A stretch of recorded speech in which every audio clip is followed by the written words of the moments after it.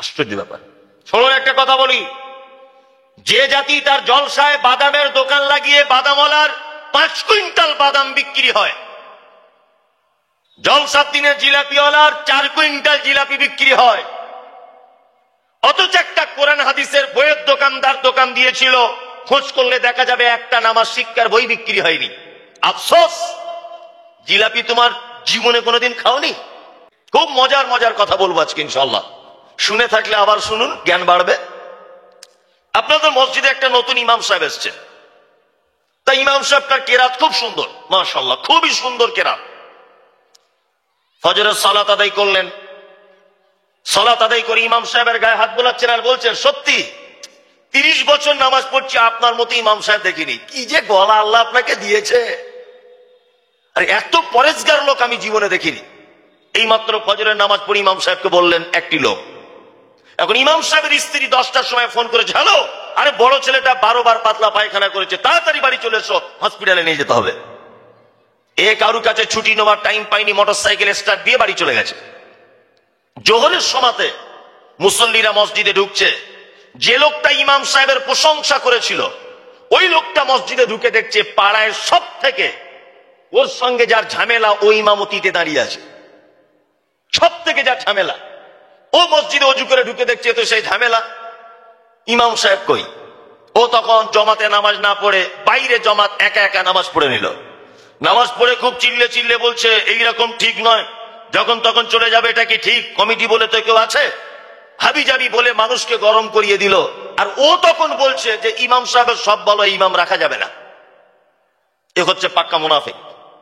একে মুনাফিক, এ হচ্ছে সেই লোক সকালবেলা প্রশংসা করে, বিকেলবেলা দুর্নাম করে, ফজরের পরে প্রশংসা করলো, 10টার সময় বদনাম করলো।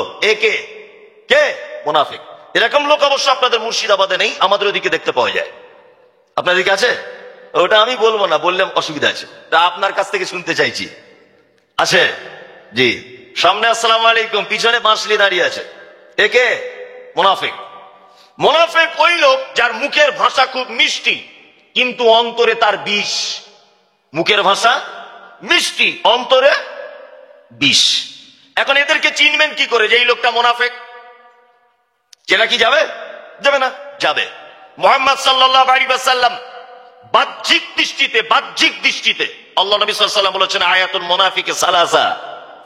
একটা মুনাফিককে যদি কেউ চিহ্নিত করতে চায় তাহলে উপরের থেকে তার 3টে জিনিস বোঝা যাবে। আরেকটা রাওয়ায়াতে একটি শব্দ বাড়তি করে বলা আছে, 4টি জিনিস দেখে একটা মানুষকে বোঝা যেতে পারে এই লোকটা মুনাফিক। কে? ইজা হাদ্দাসা কাযাবা। মুনাফিকের প্রথম চিহ্ন যখন সে কথা বলে, মিথ্যা কথা বলে। প্রথম চিহ্ন কি? কথা বললে মিথ্যা কথা বলে। ওয়াইজা তুমিনা খানা। তার কাছে মসজিদ, মাদ্রাসা, জলসা, ঈদগাহ এই সমস্ত টাকা পয়সা আমানত রাখতে দিলে আমানতের খিয়ানত করে। 3, ওয়াইজা ওয়াদা খলাফা। সে যখন কোন ব্যাপারের প্রতিশ্রুতি দেয়, ওয়াদা যখন করে, ওয়াদা টিকিয়ে রাখতে পারে না, ওয়াদা ভঙ্গ করে দেয়। কি বললাম বুঝলেন? 4, আল্লাহ নবী সাল্লাল্লাহু আলাইহি ওয়াসাল্লাম বলছেন, পাড়া প্রতিবেশী আত্মীয় স্বজনদের ভিতরে যখন ঝগড়া লেগে যায় তখন অকথ্য ভাষাতে গালিগালাজ করে। তাহলে মুনাফিক চিনতে গেলে কটা গুণ লাগবে? 4টা। কথা বললে মিথ্যা কথা বলে। 2, ওয়াদা করলে খেলাপ করে। 3, আমানত রাখতে দিলে খিয়ানত করে। 4, ঝগড়া অশান্তি হলে গালিগালাজ করে। এই লোকটা কে? মুনাফিক। এই লোকটা মুনাফিক। এবার একটা কথা বলি, মমতাজুল সাহেব, আমাদের পাড়াতে একটা লোক আছে, এই লোকটা মিথ্যা কথা বলে না, এই লোকটা ওয়াদা খেলাপ করে না, এই লোকটা ঝগড়া হলে গালিগালাও দেয় না, লোকটা দাড়িওয়ালা, টুপিওয়ালা। কিন্তু সমস্যা, লোকটার কাছে মসজিদের টাকা রাখতে দেওয়া হয়েছিল আর হিসাব মেলাতে পারছে না, মনে হয় কিছু টাকা ঝেড়ে দিয়েছে। কি বললাম বুঝতে পারছেন? বলুন তো দেখি, এই লোকটা মুনাফিক? 3টে গুণ নেই, একটি গুণ আছে, মুনাফিক। মুনাফিক নয়, তাই তো? আপনারা বলছেন মুনাফিক নয়। এবার আমি একটা কথা বলি, ছোটবেলাতে যখন দেখবেন পাছাতে, পিঠে, গায়ে, হাতে ফোঁড়া হতো, ফোঁড়া বুঝেন তো? ফোঁড়া যখন হতো তখন মা চাচিরা 3-4 জন মিলে ধরে, তখন তো অত ডাক্তার পাক্তার ছিল না, ওই ফোঁড়ার মুখটা ছাড়িয়ে দিয়ে টিপে বার করে দিত, আর বলতো যে ফোঁড়ার ভিতরে একটা দানার মতো থাকে, থাকে না? মা চাচিরা বলে এই দানা যতক্ষণ না বার হবে ততক্ষণ তোর ফোঁড়া ছাড়বে না, ও আবার পাছায় গিয়ে নতুন করে উঠবে। বলতো না আগেকার? পাছার ফোঁড়ার দানা যদি বার না করো, ওইটা আবার তোমার হাঁটুতে গিয়ে উঠবে ওই ফোঁড়া, বলতো না? বলতো। তার মানে বোঝা যাচ্ছে কোন জিনিসের বীজ, কোন জিনিসের শিকড় যতক্ষণ না পর্যন্ত কেটে না দেবেন, ও আবার জন্ম হওয়ার সম্ভাবনা আছে, তাই না? যে লোকটার ভিতরে 3টে গুণ নাই, একটা গুণ আছে, ভেবে নিতে হবে 2025-এ না হলেও 2026 সালে হলেও ও আবার পুনরায় মুনাফিকের রূপ ধারণ করতে পারে। ওই জন্য মুহাম্মদ সাল্লাল্লাহু আলাইহি ওয়াসাল্লাম তিনি বলেছেন, যার ভিতরে একটা গুণও রয়েছে, ওর ভিতরে মুনাফিকের একটি সিফাত, একটি গুণ থেকে গেছে, এইটা বার হবার না পর্যন্ত ওর নাম মুনাফিকের কাঁটা থেকে কাটা যাবে না। তার মানে বীজ বার করে দিতে হবে। তাহলে মুনাফিক আপনারা কোন রকম করে চিনিয়ে দিলাম, তাই তো? উপরে উপরে দেখতে পাবেন, কথা বললে দেখবেন ঘন ঘন মিথ্যা কথা বলে, ওয়াদা করলে খেলাপ করে, আর প্রতিশ্রুতি দিলে রক্ষা করে না, আমানত রাখতে দিলে রাখতে পারে না, ঝগড়া হলে গালাগালি দেয়। 4টে বাহ্যিক দৃষ্টিতে দেখিয়ে দিলাম, তাই তো? আভ্যন্তরীণ, অন্তরের দিক দিয়ে মুনাফিক চিনবেন কি করে? আল্লাহ তাআলা বলছেন, ওয়ামিনান নাসি মান ইয়াকুলু আমান্না বিল্লাহি ওয়া বিল ইয়াউমিল আখিরি ওয়া মা হুম বিমুমিনিন। তারা আপনার কাছে আসে, আল্লাহ মুহাম্মদ সাল্লাল্লাহু আলাইহি ওয়াসাল্লামকে বলছেন, তারা আপনার কাছে আসে, এসে কথা বলে আমরা আল্লাহকে বিশ্বাস করি, আমরা নবীকে বিশ্বাস করি, আমরা আখিরাতকে বিশ্বাস করি।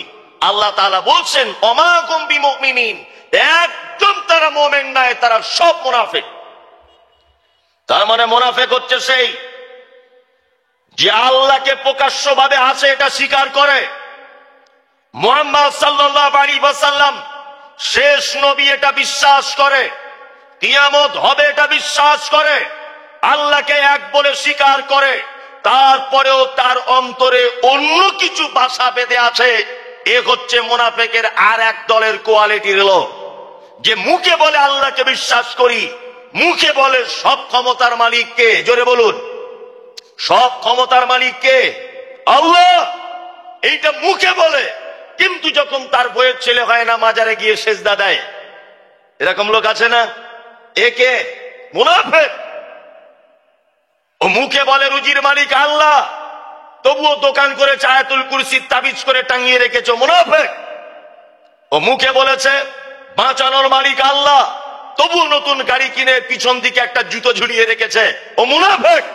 কারণ ও অন্তরে এক রকমের আমল করে আর মনে বলে আল্লাহ সমস্ত ক্ষমতার মালিক, কিন্তু সমস্ত ক্ষমতার মালিক আল্লাহ এ কথা মুখে বলে, অন্তরে ওর বইয়ের ছেলে না হলে পীর সাহেবের মাজারে যায়। একে মুনাফিক। তাহলে এদের একটা চেনার ব্যাপার, যারা মুখে একরকম বলে আর অন্তরে কি আর এক রকমের থাকে। এইবার একটা কথা আপনাদের বলি, এইটা হচ্ছে সব থেকে বড় মজার ব্যাপার। পৃথিবীর সব থেকে বড় পাপের নাম কি বলুন? শিরক। শিরক, তাই তো? সব থেকে বড় পাপ। দ্বিতীয় বড় পাপ ধরে নেন কি হতে পারে? একটা আন্দাজি বলুন। মানুষের সাথে জড়িত পাপ দ্বিতীয়। তৃতীয় পাপ আব্বা মাকে গালি দেওয়া। চতুর্থ পাপ এতিমের মাল আত্মসাৎ করা। পঞ্চম নম্বরে বড় পাপ মিথ্যা সাক্ষ্য প্রদান করা। তারপরে বড় পাপ সুদের টাকা খাওয়া। তারপরে বড় পাপ কোন মানুষকে অন্যায়ভাবে হত্যা করা। তারপরে বড় পাপ ব্যভিচারে লিপ্ত হওয়া। তার উপরে বড় পাপ ধরে নেন মদ পান করা। তাহলে পাপের জগতে সব থেকে বড় পাপ কাবিরা পাপ 70টি। কটি? 70টি বড় পাপ, কাবিরা পাপ। যে পাপের ব্যাপারে আল্লাহ সুবহানাহু ওয়া তাআলা সাজা ঘোষণা করেছেন, না হলে যে পাপের জরিমানা করেছেন, না হলে যে পাপ বড় বলে আল্লাহ সুবহানাহু ওয়া তাআলা বা মুহাম্মদ সাল্লাল্লাহু আলাইহি ওয়াসাল্লাম আখ্যায়িত করেছেন। পৃথিবীতে 70টি সিরিয়ালের দিক দিয়ে কাবিরা পাপ, বড় পাপ পাওয়া যায়। এবার আপনার কাছে আমার বলার উদ্দেশ্য সেটা হচ্ছে এই, পৃথিবীতে একটি পাপীকে আপনি দেখাতে পারবেন না যে পাপীকে আল্লাহ তাআলা বলছেন যে জাহান্নামের একেবারে নিম্ন স্তরে থাকবে, এ কথা আল্লাহ তাআলা বলছেন না, আল্লাহর নবীও বলছেন না। একটা মানুষ শিরিক করতে পারে, কবরে সেজদা দিতে পারে, মাজারে সেজদা দিতে পারে, বাবার পা ধরে চুম্বন করতে পারে, লোকটা পাপ করেছে বিনিময়ে জাহান্নাম যেতে পারে। তবে জাহান্নামের কোন জায়গায় থাকবে কথা আল্লাহ নবী কিছু বলছেন না। একটা ছেলে সুদের টাকা খেলো, সে বিনিময়ে জাহান্নাম যেতে পারে, জাহান্নামের কোন জায়গায় থাকবে আল্লাহ বা আল্লাহর নবী বলছেন না। একটা মানুষ সুদের টাকা খাওয়ার পরেও জাহান্নাম যেতে পারে, তবে জাহান্নামের কোন জায়গায় তার স্থান হবে এ কথা আল্লাহ বা তার নবী বলছেন না। পৃথিবীর তৃতীয় মহাপাপ অন্যায় ভাবে কাউকে হত্যা করা। কাউকে যদি কেউ হত্যা করেই যদি দেয় তাহলে জাহান্নাম যেতে পারে, কোন জায়গায় থাকবে কথা আল্লাহ বা তার নবী বলছেন না। কিন্তু আল্লাহ নবী সাল্লাল্লাহু আলাইহি ওয়াসাল্লাম নয়, আল্লাহ নিজে বলছেন ইন্নাল মুনাফিকিনা ফিদ দারকিল আসফালি মিনান নার। নিশ্চয় পৃথিবীতে মুনাফিকরা এত নিকৃষ্ট পাপী যে মুনাফিকদেরকে জাহান্নামের নিম্ন স্তরে রাখা হবে। তাহলে সব থেকে অপমানজনক সাজা কোন পাপীর জন্য? মুনাফিকের জন্য। কারণ সারা পৃথিবীতে যত বদমাইশি আছে সব থেকে বড় বদমাইশি হচ্ছে মুনাফিকি। কি বলছি বুঝতে পারছেন? যত বদমাইশি সারা পৃথিবীতে হয়েছে কিসের জন্য হয়েছে? মুনাফিকির কারণে হয়েছে। তার একটা জ্বলন্ত প্রমাণ আপনাদেরকে আমি দিই। এইটা তো সেই মুর্শিদাবাদ পার্শ্ববর্তী জেলা, তার নাম হচ্ছে নদিয়া। নদিয়ার পলাশী রামবাগানে নবাব সিরাজউদ্দৌলার সঙ্গে ব্রিটিশদের একটি লড়াই হয়েছিল। ইতিহাস মনে আছে? মনে আছে? নবাব সিরাজ জিততে পেরেছিলেন? পারেননি। কারণ কি ছিল? কারণ ছিল এই, নবাব সিরাজের বাড়িতে থেকেছে, তার গাড়িতে চেপেছে, তার বাড়িতে খেয়েছে, তার সুখ স্বাচ্ছন্দ্যে ভাগ বসিয়েছে। তার নাম মীর জাফর আলী।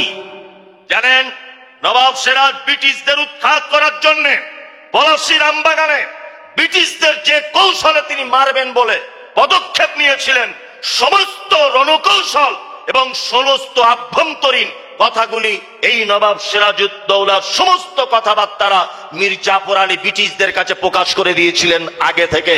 ওই জন্যই তো বলা হয় মীর জাফর, তাই না? তার মানে আপনি যদি দেখেন সারা পৃথিবীর মানচিত্র ঘেটে সারা পৃথিবীতে যত জায়গায় মুসলিমদের বিপর্যয় এসেছে, যত জায়গায় মুসলিমরা মার খেয়েছে, সমস্ত জায়গাতে মুনাফিকদের হাত রয়েছে। সমস্ত জায়গাতে মুনাফিকরা আছে, আছে না? আর একটা দৃষ্টান্ত দিই। এখানে হানাফি, সাফি, মালিকি, হাম্বলি, দেওবন্দি, জামাত ইসলামী, পাথরচাপড়ি, আজমিরি, কাশ্মীরি, আহলে হাদিস, জামাত ইসলামী সবাই থাকতে পারেন। কোন দলকে আমি টার্গেট করে বলছি না। আপনারা জানেন সারা ভারতবর্ষের একদম ঐতিহ্যবাহী জায়গা, তার নাম মুম্বাই। এই মুম্বাইয়ের একজন ছেলে, তার নাম ডাক্তার জাকির নায়েক। শুনেছেন নাম? লোকটার বক্তব্য শোনেন, শোনেন সকলেই। আমিও প্রতিনিয়ত শুনি, বড় আফসোস লাগে। আমি প্রথম যখন বক্তব্য রেখেছি তখন আমি একথা বলেছি যে ডাক্তার জাকির নায়েককে দেশ ছাড়ার জন্য সব থেকে বড় দায়ী নরেন্দ্র মোদী, তারপরে বড় দায়ী অমিত শাহ, তারপরে দিলীপ বাবু। এইরকম অজস্র বক্তব্য আমি নিজে মুখে দিয়েছি যে এরা মনে হয় ডাক্তার জাকির নায়েককে দেশ ছাড়তে বাধ্য করে দিয়েছে। তারপরে তদন্ত করে দেখতে পেয়েছি, সোশ্যাল মিডিয়াতে খোঁজ নিয়ে পেয়েছি, ওনার পিস টিভিতে আলোচকদের সঙ্গে আলোচনায় বসে দেখেছি। তাতে আমি যা এক্সপিরিয়েন্স, অভিজ্ঞতা যা পেয়েছি, তাতে করে এই যে ওনাকে দেশ ছাড়ার পিছনে নরেন্দ্র মোদীর যত না হাত আছে, অমিত শাহর যত না হাত আছে, তার থেকে বেশি সর্বনাশ করেছে ওনাকে ওই লোকেরা যারা বড় পাঞ্জাবি, 22 হাত টুপি, পীর ফকির মাজার, এরা সব থেকে বেশি সর্বনাশ করেছে। ওই লোকটার সব থেকে বেশি সর্বনাশ করেছে। তসলিমা নাসরিনের নাম শুনেছেন আপনারা? ভারতবর্ষে আসতে পারেননি, এসেছেন, অজস্র বার এসেছেন, কোন সমস্যা নেই। বাংলাদেশের প্রখ্যাত আলেম আব্দুর রাজ্জাক বিন ইউসুফের নাম শুনেছেন? নাম জানেন? লোকটার ইন্ডিয়াতে আসতে পারছে কেন? ইন্ডিয়া এসে কারুর বইয়ের হাত ধরে টেনেছো? কারুর মেয়ের অন্য ধরে টেনেছে? ওই লোকটা কেন আসতে পারছে না ভারতবর্ষে? এই যে এক শ্রেণীর দাড়ি টুপিওয়ালা মুনাফিকরা এর বিরুদ্ধে মামলা করে দিয়েছে, সমস্ত জায়গাতে এর বিরুদ্ধে লিখিত অভিযোগ করে দিয়েছে। এই লোকটা রাস্তা যাবে না। এই লোকটা এলে আমাদের মাজারে ধূপ জ্বালাবে কে? কে ধূপ জ্বালাবে? ধূপ জ্বালাবার লোক কমে যাবে। কি বলছি বুঝতে পারছেন? তার মানে মুনাফিক কিন্তু অন্য দলের ভিতরে নেই, মুনাফিক যত রয়েছে আমাদের ভিতরেই আছে, না নেই? আচ্ছা, মুনাফিক কত খাতারনাক। এবার একটা কথা বলি, আচ্ছা, পৃথিবীতে যত বড়ই পাপী হোক, যেমন একটা লোক কোটি কোটি টাকার সুদ খেলো, বলুন তো এই সুদ খাওয়ার লোকটার জন্য আমি দোয়া করতে পারি কি পারি না? পারি। যে আল্লাহ আমার ভাই সুদ খেত, ওকে একটু ক্ষমা করে দাও, এটা বলতে পারি কি পারি না? পারি। আমার স্ত্রী পাপ কাজে লিপ্ত হয়ে মারা গেছে, আমি আমার স্ত্রীর জন্য দোয়া করতে পারি কি পারি না? আমি আমার আব্বা পাপী মানুষ, আমি আমার আব্বার জন্য দোয়া করতে পারি কি পারি না? পারি। আল্লাহ তাআলা কোরআন মাজিদ আয়াত অবতীর্ণ করলেন পৃথিবীর নিকৃষ্ট পাপীদের ব্যাপারে, ইস্তাগফির। আল্লাহ নবীকে বলছেন ইস্তাগফির, আপনি ক্ষমা প্রার্থনা করেন। আওলা তাস্তাগফির, ক্ষমা প্রার্থনা নাই বা করেন। ইন তাস্তাগফির লাকুম ৭০ মাররাতান, আপনি যদি মুনাফিকদের জন্য একদিনে ৭০ বার যদি ক্ষমা প্রার্থনা করেন, ফালাই ইয়াগফির আল্লাহু লাকুম, তারপরেও আমি আল্লাহ কখনো মুনাফিকদের ক্ষমা করব না। এখানে একটা মজার ব্যাপার, আমি মমতাজুল ইসলাম, আমি তো পাপী লোক, আমি এই লোকটার জন্য দোয়া করছি, এই দোয়া কবুল হতে পারে, নাও পারে, তাই না? পারে কি? হতে পারে, নাও পারে। আল্লাহ নবীকে বলছেন কি ইস্তাগফির, আপনি ক্ষমা প্রার্থনা করেন। আওলা তাস্তাগফির, ক্ষমা প্রার্থনা নাই বা করেন। ইন তাস্তাগফির লাহুম ৭০ মাররাতান, আপনি যদি একদিনে মুনাফিকদের জন্য ৭০ বার যদি আপনি ক্ষমা প্রার্থনা করেন, ফালা ইয়াগফির আল্লাহু লাহুম, তারপরেও আমি আল্লাহ মুনাফিকদের ক্ষমা করব না। তার মানে বুঝতে পারা যাচ্ছে পৃথিবীর জঘন্যতম পাপীর নাম মুনাফিক। আর একটা আশ্চর্য কথা বলি আপনাদের, আচ্ছা বলুন তো পৃথিবীতে যত পাপী আছে, কোন পাপীর ব্যাপারে ডাইরেক্ট বলা আছে কোরআনে বা হাদিসে যে ওর জানাজা পড়া যাবে না? আচ্ছা, বেনামাজির জানাজা পড়া ডাইরেক্ট কোথাও লেখা নেই যে ওর জানাজা পড়া যাবে না। ওলামারা ইস্তিহাদ করে হয়তো কেউ কেউ বলেছেন যে না, ওর জানাজা পড়া ঠিক নয়। কি বললাম বুঝলেন? এ কথা বলেছে, ডাইরেক্ট তার জানাজা পড়া যাবে না। একটা লোক, আল্লাহ রসুল কোন জানাজায় ছিলেন, জিজ্ঞাসা করছেন লোকটা ঋণ আছে, ঋণ দেনা পাওনা কিছু আছে? একজন বলছেন আল্লাহ রসুল ঋণ আছে। আল্লাহ রসুল তখন চলে গেলেন, গিয়ে বললেন তোমরা জানাজা পড়ো, আমি পড়ছি না। তোমরা পড়ো, আমি পড়ছি না। ঋণগ্রস্ত ব্যক্তির জানাজা আল্লাহ নবী সাল্লাল্লাহু আলাইহি ওয়াসাল্লাম পড়েননি, ভালো করে বুঝবেন। কিন্তু আল্লাহ নবী সাল্লাল্লাহু আলাইহি ওয়াসাল্লাম মানা করেননি যে তোমরা কেউ পড়ো না, মানা করেননি। তিনি পছন্দ করেননি ঋণগ্রস্ত মানুষের জানাজা পড়তে, কিন্তু ডাইরেক্ট তিনি বলেননি ওদের জানাজা পড়া যাবে না। এইবার একটা মজার কথা বলি, তখনকার দিনের সব থেকে বড় মুনাফিকের নাম কি? আব্দুল্লাহ ইবনে উবাই ইবনে সুলুল, তাই না? আব্দুল্লাহ ইবনে উবাই মারা গেলেন, মনোযোগ দিয়ে শুনবেন এটা। আব্দুল্লাহ ইবনে উবাই মারা গেলেন বলা যাবে না, মারা গেল। ওর জন্য আর আপনি বলে লাভ নেই, মারা গেল। এইদিকে ফিরুন, ওকে কি দেখছেন? আমার দিকে ফিরুন। আব্দুল্লাহ ইবনে উবাই মুনাফিকদের সর্দার, মারা গেল। তার বেটার নাম কি? আব্দুল্লাহ। ঠিক, আব্দুল্লাহ, আব্দুল্লাহ তার বেটা। যখন আব্দুল্লাহ ইবনে উবাই মারা গেল, তখন আব্দুল্লাহ আস্তে আস্তে করে আল্লাহ নবীকে এসে বলছেন, আল্লাহর নবী, আমি চাইছি যে আমার পরন, আপনার পরনের কাপড়টা আমার আব্বার কাফন হোক, এটা আমি চাইছি। আল্লাহ নবী সাল্লাল্লাহু আলাইহি ওয়াসাল্লাম কাপড়টা দিয়ে দিলেন, যাও তোমার আব্বার কাপড় হবে, কাফন হবে, নিয়ে যাও। হযরত ওমর তো রাগী মানুষ ছিলেন, রাগী মানুষ ছিলেন না? হযরত ওমর তো রেগে বম হয়ে যাচ্ছে যে মুনাফিকদের সর্দার, তার কাফনের কাপড় আল্লাহর নবী নিজের জামা খুলে দিচ্ছেন, আশ্চর্য ব্যাপার। কিন্তু হযরত ওমর কিছু বলতে পারছেন না। আব্দুল্লাহ আরেকটু আগিয়ে গিয়ে আবার ফেরত এসে আব্বা আল্লাহর নবীকে বলছেন, আল্লাহর নবী, আমি চাই আমার আব্বার জানাজাটা আপনি পড়ান। এবার আল্লাহ রসুল উঠছেন, জানাজা পড়াবেন, উঠছেন, জানাজা পড়তে যাবেন, কে উঠছেন? আল্লাহ রসুল। যখন আল্লাহ রসুল উঠছেন, হযরত ওমর জামাটা এইভাবে ধরলেন আল্লাহ রসুলের। আল্লাহর নবী, আপনি কার জানাজা পড়তে যাচ্ছেন? ও তো মুনাফিকদের সর্দার। আল্লাহ নবী তখন বলছেন, ওমর, আমাকে যে এখনো কিছু বলা হয়নি, আমাকে যে এখন এই ব্যাপারে কিছু বলা হয়নি, ভালো করে বুঝবেন। হযরত ওমর এই কথা শুনে নিজেকে লজ্জিত মনে করলেন যে আল্লাহ নবীকে মানা করছে না, অথচ আমি একজন সাধারণ সাহাবী হয়ে আল্লাহ নবীকে মানা করে দিলাম। কি অন্যায় করলাম, কি ভুল করলাম, মনে করে এই ভুল আর জীবনে কোনোদিন ক্ষমা হবে না।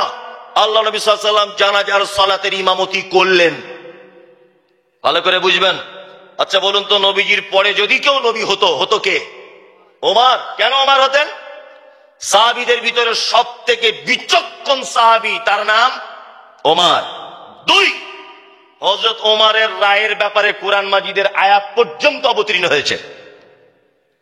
জানাজার নামাজ শেষ, হযরত ওমরের মন খারাপ যে আমি আল্লাহর নবীকে জানাজা পড়তে মানা করলাম, অথচ নবীজি জানাজা পড়লেন আর আমি মানা করে দিলাম।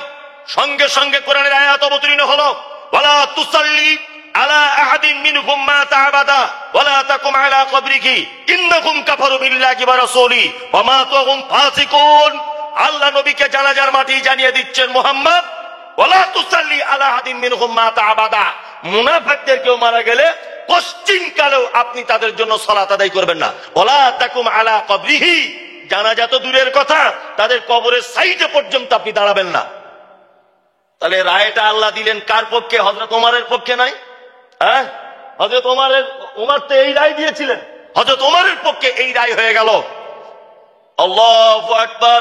কারণ আল্লাহ তাআলা বলছেন, ইন্নাকুম কাফারু বিল্লাহি, নিশ্চয়ই তারা অস্বীকার করেছে আল্লাহকে এবং তার রাসূলকে, এবং তারা মৃত্যুবরণ করেছে ফাসিক অবস্থায়। তার মানে একটা স্পষ্ট দলিল পবিত্র আল কোরআন থেকে এটা পাওয়া যায় যে মুনাফিকদের কেউ মারা গেলে আল্লাহ তাআলা বলেছেন, ওয়ালা তুসাল্লি আলা আহাদিন মিনহুম মাতা আবাদা ওয়ালা তাকুম আলা কবরিহি। মুহাম্মদ সাল্লাল্লাহু আলাইহি ওয়াসাল্লাম মুনাফিকদের ভিতরে কেউ মারা গেলে তার জানাজার সালাত আদায় করবেন না এবং তাদের কবরের পাশে দাঁড়াবেন না। তার মানে বুঝতে পারছেন তো মুনাফিক কত ডেঞ্জারাস পাপী। আঁচ করতে পারছেন? আল্লাহু আকবার। কত মারাত্মক পাপী, যাদের জানাজা পর্যন্ত পড়া যাবে না, ওদের জন্য দোয়া পর্যন্ত করা যাবে না। কত বড় পাপী তাহলে এরা। এখন এত বড় পাপীদের দেখতে পাওয়া যায় কোথায়? হুজুর এদের খুঁজে কোথায় পাবো? খুঁজে তো বার করতে হবে এরা কোথায় বেশি বসবাস করে। খুঁজে বার করা লাগবে কি লাগবে না? বার করার জায়গা বলতে গেলে এখন আমার সঙ্গে অনেক মানুষের রাগারাগি হয়ে যাবে যে আপনি ছোট মুখে এত বড় বড় কথা বলছেন। তবে আমি যেটা বলছি, আপনি দাড়ি পাল্লাতে ওজন করে দেখুন কথা বাস্তব না অবাস্তব। আপনি বহরমপুর মেলায় যান, ওখানে মুনাফিক নেই, সবাই জিলাপি বাদাম কিনতে কেনাকাটা কিনতে ব্যস্ত। আপনি সিনেমা হলে যান, মুনাফিক দেখতে পাবেন না, সবাই দেখছেন হা করে বসে আছে সিনেমা দেখার জন্য। আপনি বাজারে যান, আলু কত, পেঁয়াজ কত, পটল কত, ঝিঙে কত, লাউ কত, কদু কত, এইসব করছে। গরুর হাটে যান, আমরা ওই যে ভাই এটা কত নিবে, এটা দাম কত, একটু কমাও একটু বাড়াও, এইসব চলছে না? তাহলে মুনাফিক এখন আশ্রয় নিয়েছে কোথায়? আমি আশ্চর্য হয়ে যাই। বলুন, ফরজ সালাত মসজিদে পড়া উত্তম না বাড়িতে? ওয়ারকাউ মা'আর রাকিঈন।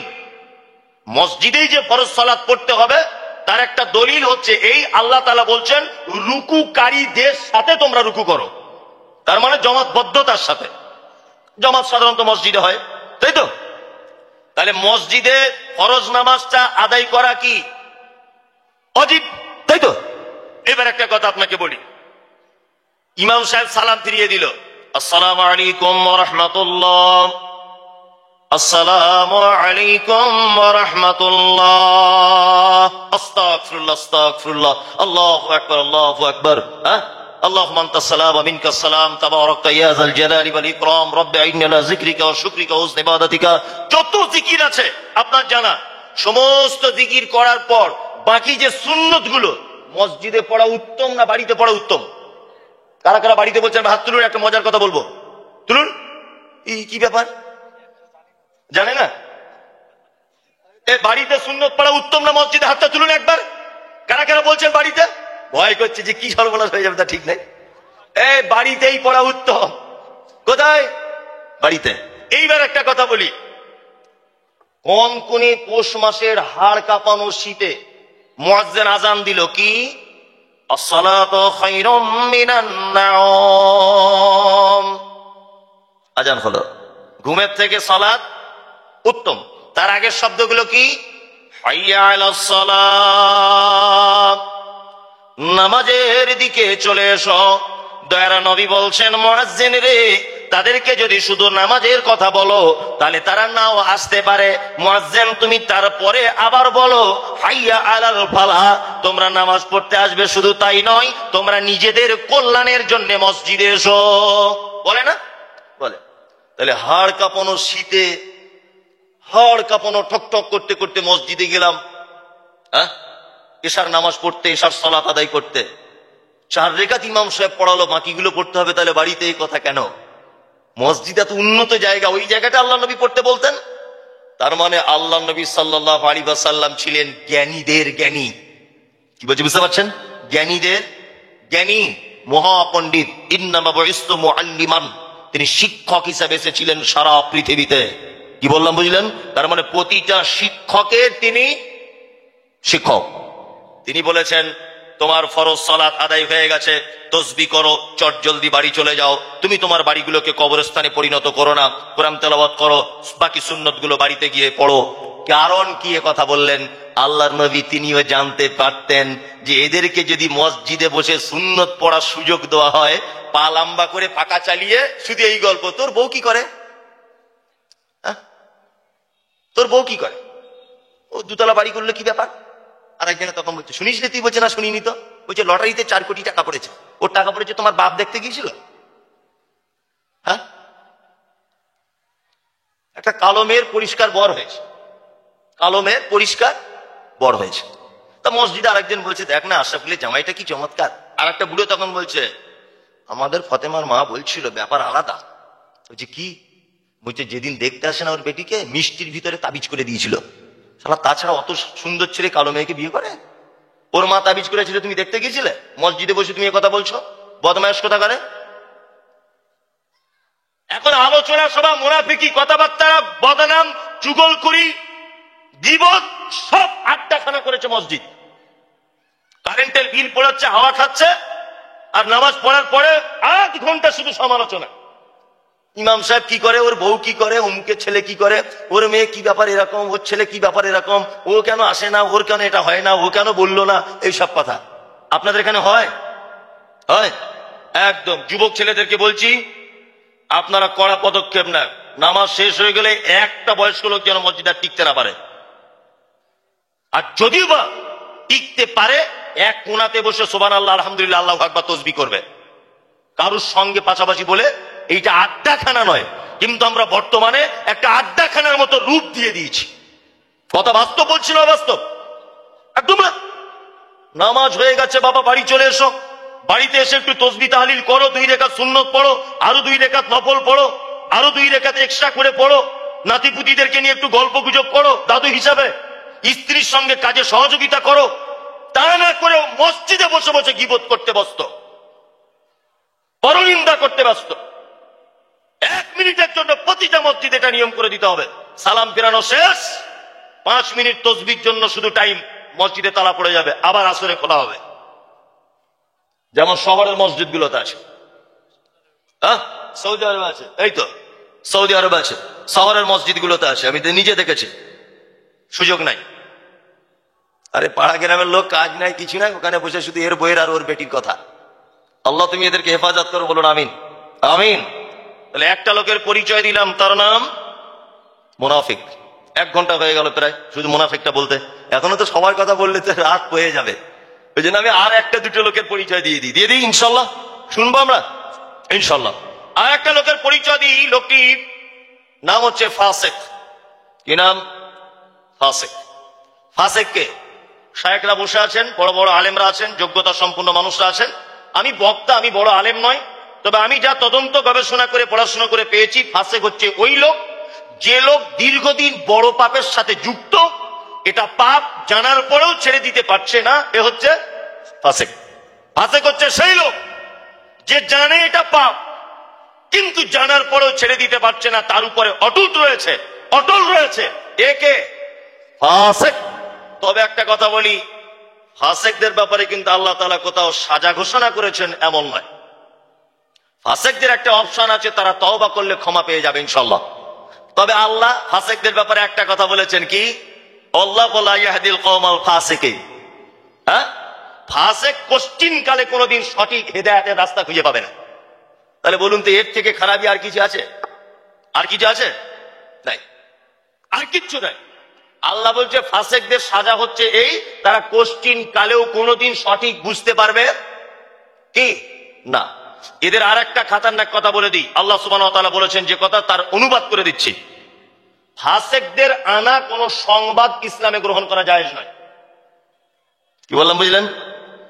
আচ্ছা, অনেক সময় রমজানের ঈদের সময় একটু তর্ক বিতর্ক হয় না? কেউ বলছে 29-এর দিন, কেউ বলছে 30-এর দিন, হয় না অনেক সময়?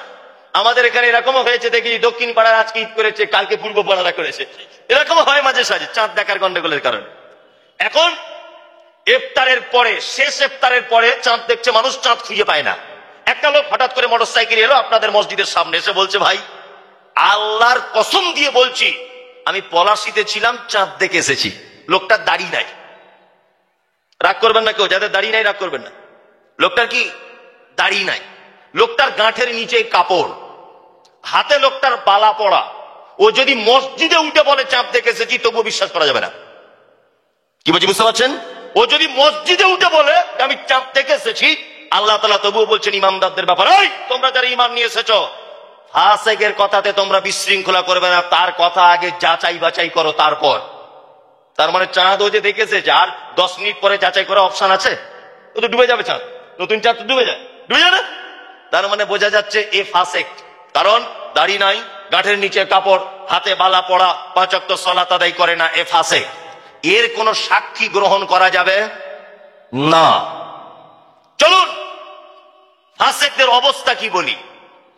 ফাসেকদের অবস্থা হচ্ছে এই যে এদেরকে আপনারা যতই সঠিক রাস্তার দিকে নিয়ে যেতে চান, কোশ্চিন কালেও সে রাস্তাতে হাঁটবেন। এটা ফাসেকদের একটি গতি। আমি মাঝে সাঝে অবাক হয়ে যাই। আমি বারবার বলছি এ কথা আল্লাহ নবী সাল্লাল্লাহু আলাইহি ওয়াসাল্লাম বলেছে, আর ও বারবার বলছে এ কথা আবু হানিফা বলেছে। আমি বারবার বলছি এ কথা মুহাম্মদ সাল্লাল্লাহু আলাইহি ওয়াসাল্লামের কথা, ও বলছে এটা আব্দুল কাদের জিলানীর কথা। বারবার আমি বলছি এটা মুহাম্মদ সাল্লাল্লাহু আলাইহি ওয়াসাল্লামের কথা, ও বারবার বলছে খাজা মঈনুদ্দিন চিশতির কথা। তার মানে আল্লাহর নবীর হেদায়েত প্রাপ্ত রাস্তাতেও হাঁটতে চাইছে না, ও চিশতির রাস্তাতে হাঁটবে, ও অমুক হুজুরের রাস্তাতে হাঁটবে, সঠিক মুহাম্মদ সাল্লাল্লাহু আলাইহি ওয়াসাল্লামের রাস্তাতে হাঁটতে পারবে না। আর এদেরকে সত্য আনয়ন করে দিলেও বিশ্বাস করবে না। আর এরা হেদায়েতের রাস্তা সহ্য করতে পারে না।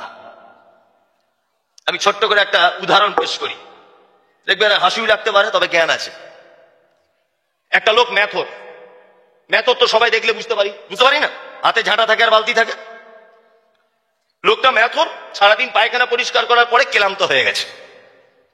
তা রাস্তার ধারে একটা বট গাছের তলাতে লোকটা গিয়ে একটু ছায়াতে বিশ্রাম নিচ্ছেন। কি বললাম বুঝলেন? এখন বিশ্রাম নিচ্ছেন, আরাম করছেন। এখন আর একজন গ্রামে ফেরি করে আতর বিক্রি করে, ওই আতরওয়ালা এখন ও রোদ্দুরে ক্লান্ত হয়ে গেছে, ও গিয়ে বট গাছের তলাতে বসেছে। বসার পরই মেথরের পাশে বসেছে, ও বসার পরই এরম করছে। মেথরওয়ালা তখন বলছে, আরে ভাই তুই তো জানতেই পেরেছিস আমার ঝাঁটার বালতি দেখে আমি মেথর, তা তুই নাক ধরে আমাকে কেন এরকম অপমান করছিস বলতো? আতরওয়ালা তখন বলছে, ভাই তুমিও ক্লান্ত আমিও ক্লান্ত, দুজনাই পেটের দায়ে এসেছি, তুমি পায়খানা পরিষ্কার করেছো, আমি আতরওয়ালা, এক কাজ করো পরিবেশটা একটু মানে সুন্দর করে সাজিয়ে তুলি, যাতে দুজনাই আরাম করে বসতে পারি। তা ভাই তুমি যদি কিছু মনে না করো, একটু তোমার গায়ে জান্নাতুল ফেরদাউস আতর মাখিয়ে দেবো। তা মেথর তখন বলেছে, ভাই আপনার যদি সুবিধা হয় তো দেন। এখন এই আতরওয়ালা বাক্স ফেরদাউসটা বার করে ওর বগলে, পাছাতে, গায়ে সব লাগিয়ে দিয়েছে। কি বললাম বুঝলেন? এখন এ মেথর তো জীবনে আতর শুঙেনি, ও যখন বগলে দিয়েছে চিচ্চির চিচ্চির করছে, এরকম করে শুকে দিচ্ছে। কি রে, যেই শুকেছে মেথর তত্তর করে কাঁপতে কাঁপতে অজ্ঞান হয়ে পড়ে গেছে। আতরওয়ালা পড়েছে মহা বিপদে। ছিলাম ভালো, কেন ফালতু আতরটা লাগাতে গেলাম, একটু মরে যাবে মনে হয়, কাঁপছে থরথর করে। ও তখন একটা টুকটুকি গাড়ি ডেকে বহরমপুর হসপিটাল, ডাক্তারকে জিজ্ঞাসা করে বলছে, চাচা আতরওয়ালা, চাচা এই লোকটার হয়েছে কি? তখন আতরওয়ালা বলছে, বাপ ডাক্তার এই এই এই এই এই ব্যাপার। তখন ডাক্তার তো জ্ঞানী লোক, ডাক্তার বলছে এক কাজ করুন, এর কিছুই হয়নি, একটা জিনিস করলে সেরে যাবে। তো বলছে কি বাপ? ও ভয়ে বলছে বাপ।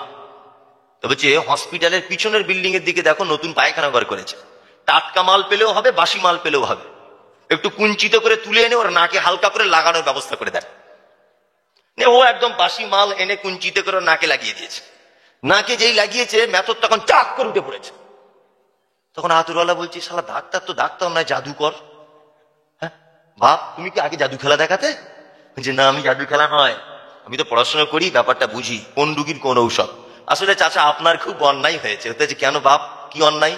বলছে যে লোকটা মায়ের পেট থেকে পায়খানার গন্ধ শুঙ্গে শুঙ্গে এসেছে, ওই লোকটাকে হঠাৎ করে জান্নাতুল ফেরদাউস দিলে টানতে পারে?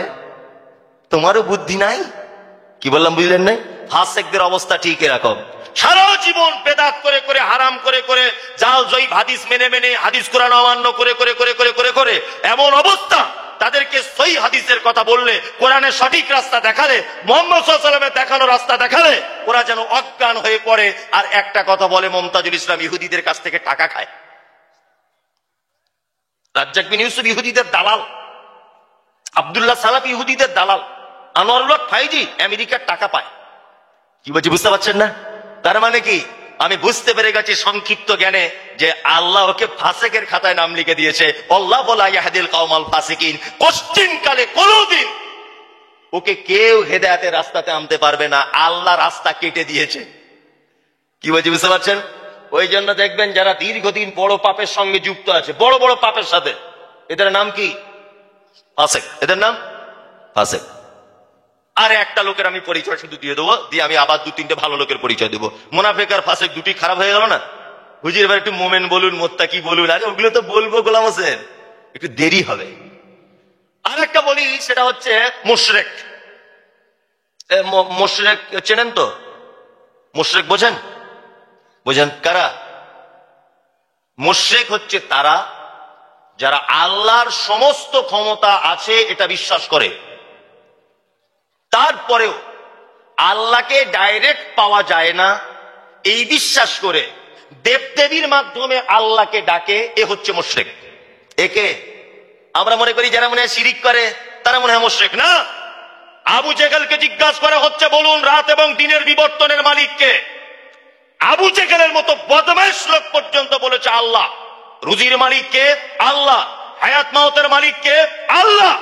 তবে ভাতিজা মোহাম্মদ, একটা কথা শুনে রেখে দাও, তোমার আল্লাহর কাছে ডাইরেক্ট পৌঁছানো যাবে না, 360টা দেবদেবীর মাধ্যম দিয়ে আল্লাহকে পেতে হবে। ও হলো মুশরিক।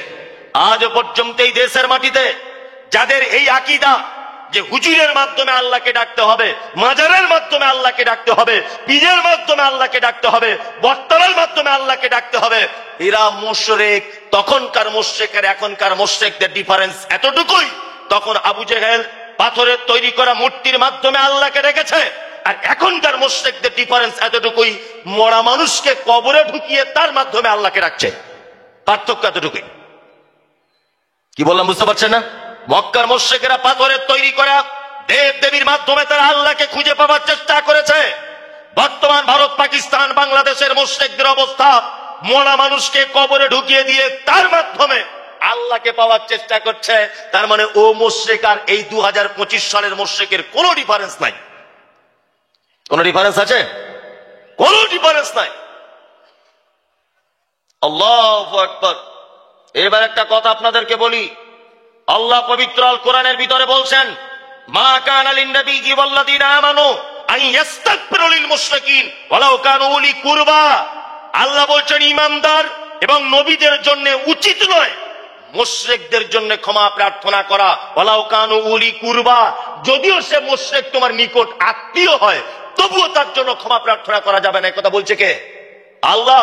শুধু একথা যদি আল্লাহ নবীকে বলতেন তাহলে বিষয় আলাদা ছিল, কিন্তু আল্লাহ সূরা তাওবাতে বলছেন একথা, মা কানা লিন-নাবিয়্যি ওয়াল্লাযীনা আমানু আন ইস্তাগফিরু লিল মুশরিকিন। নবী এবং ঈমানদারদের এটা উচিত নয় যে তারা মুশরিকদের জন্য ক্ষমা প্রার্থনা করবে। তার মানে মাজার পূজারী, মাজারে মানত করা, দেবদেবীর সামনে যাওয়া, গাছতলাতে গিয়ে ঠাকুরের পূজা করা, তার মাধ্যমে আল্লাহকে ডাকে যে মুশরিক, এ মারা গেলে এর মুরিদ হওয়া তো দূরের কথা, ওর জন্যই দোয়া করা হারাম, চলবে না। ওর কাছে তুমি কি দোয়া চাইবে? ওর জন্যই তো দোয়া করা চলবে না, নিজেই মুশরিক। খুব সাবধানে থাকবেন। আশ্চর্য ব্যাপার, আমি একটা আমাকে বক্তব্য দিয়ে গাল দিচ্ছে আর বলছে মমতাজুল রাজমিস্ত্রি কাজ করে, বুঝলেন? আমি বলছি হ্যাঁ, আমি সত্যি রাজমিস্ত্রি করি। তাই ইব্রাহিম নবী আর তার বেটা ইসমাইল রাজমিস্ত্রি কাজ করে কাবা ঘর নির্মাণ করেছিলেন, এটা তো ভালো কাজ। রাজমিস্ত্রি কি খারাপ কাজ নেই? তবে শোনো, রাজমিস্ত্রিরা ঘর তৈরিও করতে পারে, আবার তৈরি করা ঘর ভাঙতেও পারে, শ্রেণী হাতুড়ি দিয়ে ভাঙে না? তাই মমতাজুল ইসলাম ওই মিস্ত্রি, এখন ভাঙার কাজে ব্যস্ত। কি বললাম বুঝলেন? আমি শুধু একটা কথা বলেছি, আল্লাহকে ডাইরেক্ট ডাকতে হবে। আর ও আমাকে গাল দিচ্ছে আর বলছে, এই আপনাদের মুর্শিদাবাদে এদিকে একটা ছেলে কালো করে পাতলা করে, কি নাম ওর জানি না, ওর নাম বলবো না, নাম বললে অসুবিধা আছে, ওর নাম বলবো না। ও বলছে যে মমতাজুল জানে গাছে উঠতে গেলে ডাল ধরে উঠতে হয়, আমি বলে দিয়েছি ওরে নারকেল গাছে উঠবো, আর তোদের গাছের ডালওয়ালা গাছের ছায়া দিয়ে যাব না, প্রয়োজনে নারকেল গাছে উঠবো। কি বলছি বুঝতে পারছেন না? বলছে তার মানে পিন না ধরলে কি আল্লাহকে পাওয়া যায়? এই আপনাদেরকে একটা কথা বলি, ভালো করে বোঝার চেষ্টা করবেন। এক, আপনি ভেলোরে ডাক্তার দেখাতে যাবেন, ভেলোরে ডাক্তার দেখাতে যাবেন, আপনি হিন্দি ভাষা বোঝেন না, ওখানে তো ওটা কোন রাজ্য তো আমাদের তেলেঙ্গানা, তেলেঙ্গানা ওটা মনে হচ্ছে, যাই হোক তেলেঙ্গানা, তা ওখানে ভাষা তো আলাদা, তেলেগু ভাষা। তা আপনি ভাষা বোঝেন না, ইংরেজি বোঝেন না, কিছু না, মূর্খ লোক, গ্রামের লোক, আপনার বেটা অসুখ। আচ্ছা বলুন তো, আপনি টাকা পয়সা নিয়ে আপনার বেটাকে নিয়ে একা ওখানে যেতে পারবেন? কিছু কিছু দালাল পাওয়া যায় না আমাদের গ্রামগঞ্জে, তারা ভেলোরে চিকিৎসা করাতে নিয়ে যায়। হ্যাঁ, মানুষ দালাল ধরে কখন? যখন অপরিচিত জায়গা হয়, ভাষাপত্র বোঝা যায় না, তখন মানুষ দালাল ধরে সেখানে যায়, তাই না? আর যদি পরিচিত হয় তাহলে আর দালাল লাগে? লাগে না। তা এইখানে আপনার নাম মাওলানা নূর আলম সাহেব, ভালো করে বুঝবেন। তা এই এলাকাতে একজন শাইখুল হাদিস নূর আলম সাহেব আছেন, এটা আল্লাহ আগে থেকে জানে কি জানে না? জানে। আর নূর আলম সাহেবও তিনি জানেন যে আমার একজন স্রষ্টা আছেন সপ্তম আকাশের উপরে, উনিও জানেন। তাহলে উনিও জানেন আমার রব আছে, রবও জানে আমার একটা নূর আলম বলে বান্দা আছে। দুজন দুজনের পরিচয় আছে না নেই? তা আগে থেকে যখন দুজনের পরিচিত আছে, তাহলে মাঝখানে দালাল ধরবো কেন?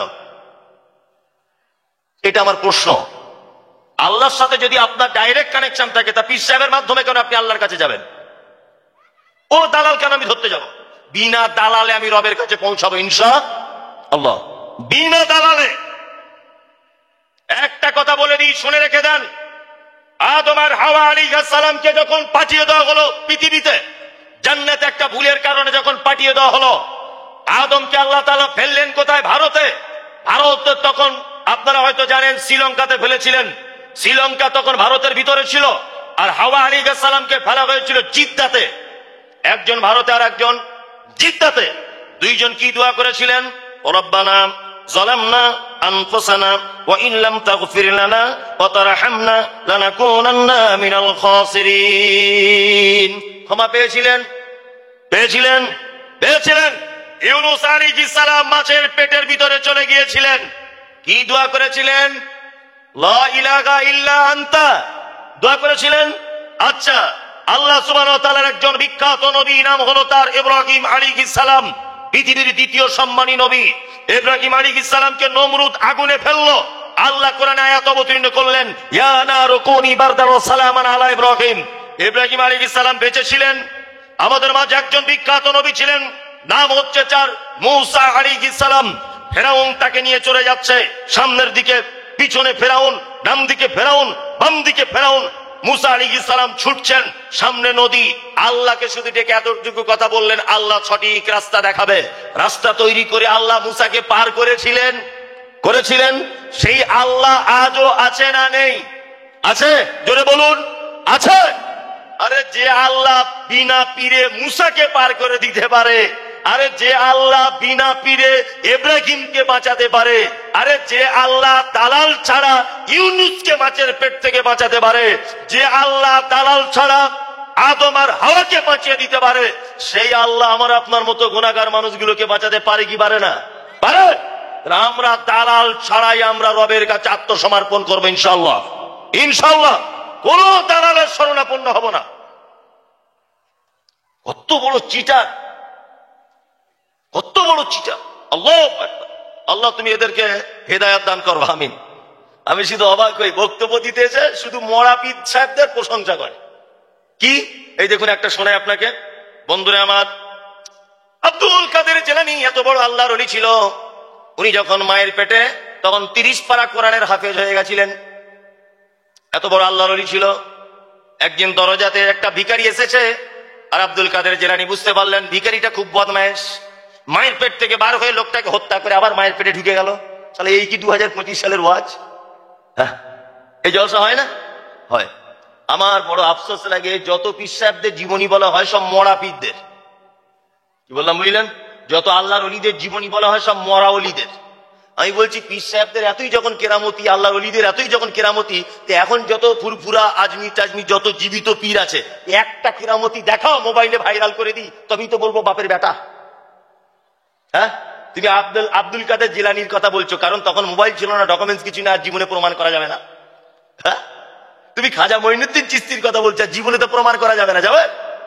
হ্যাঁ, যাবে না।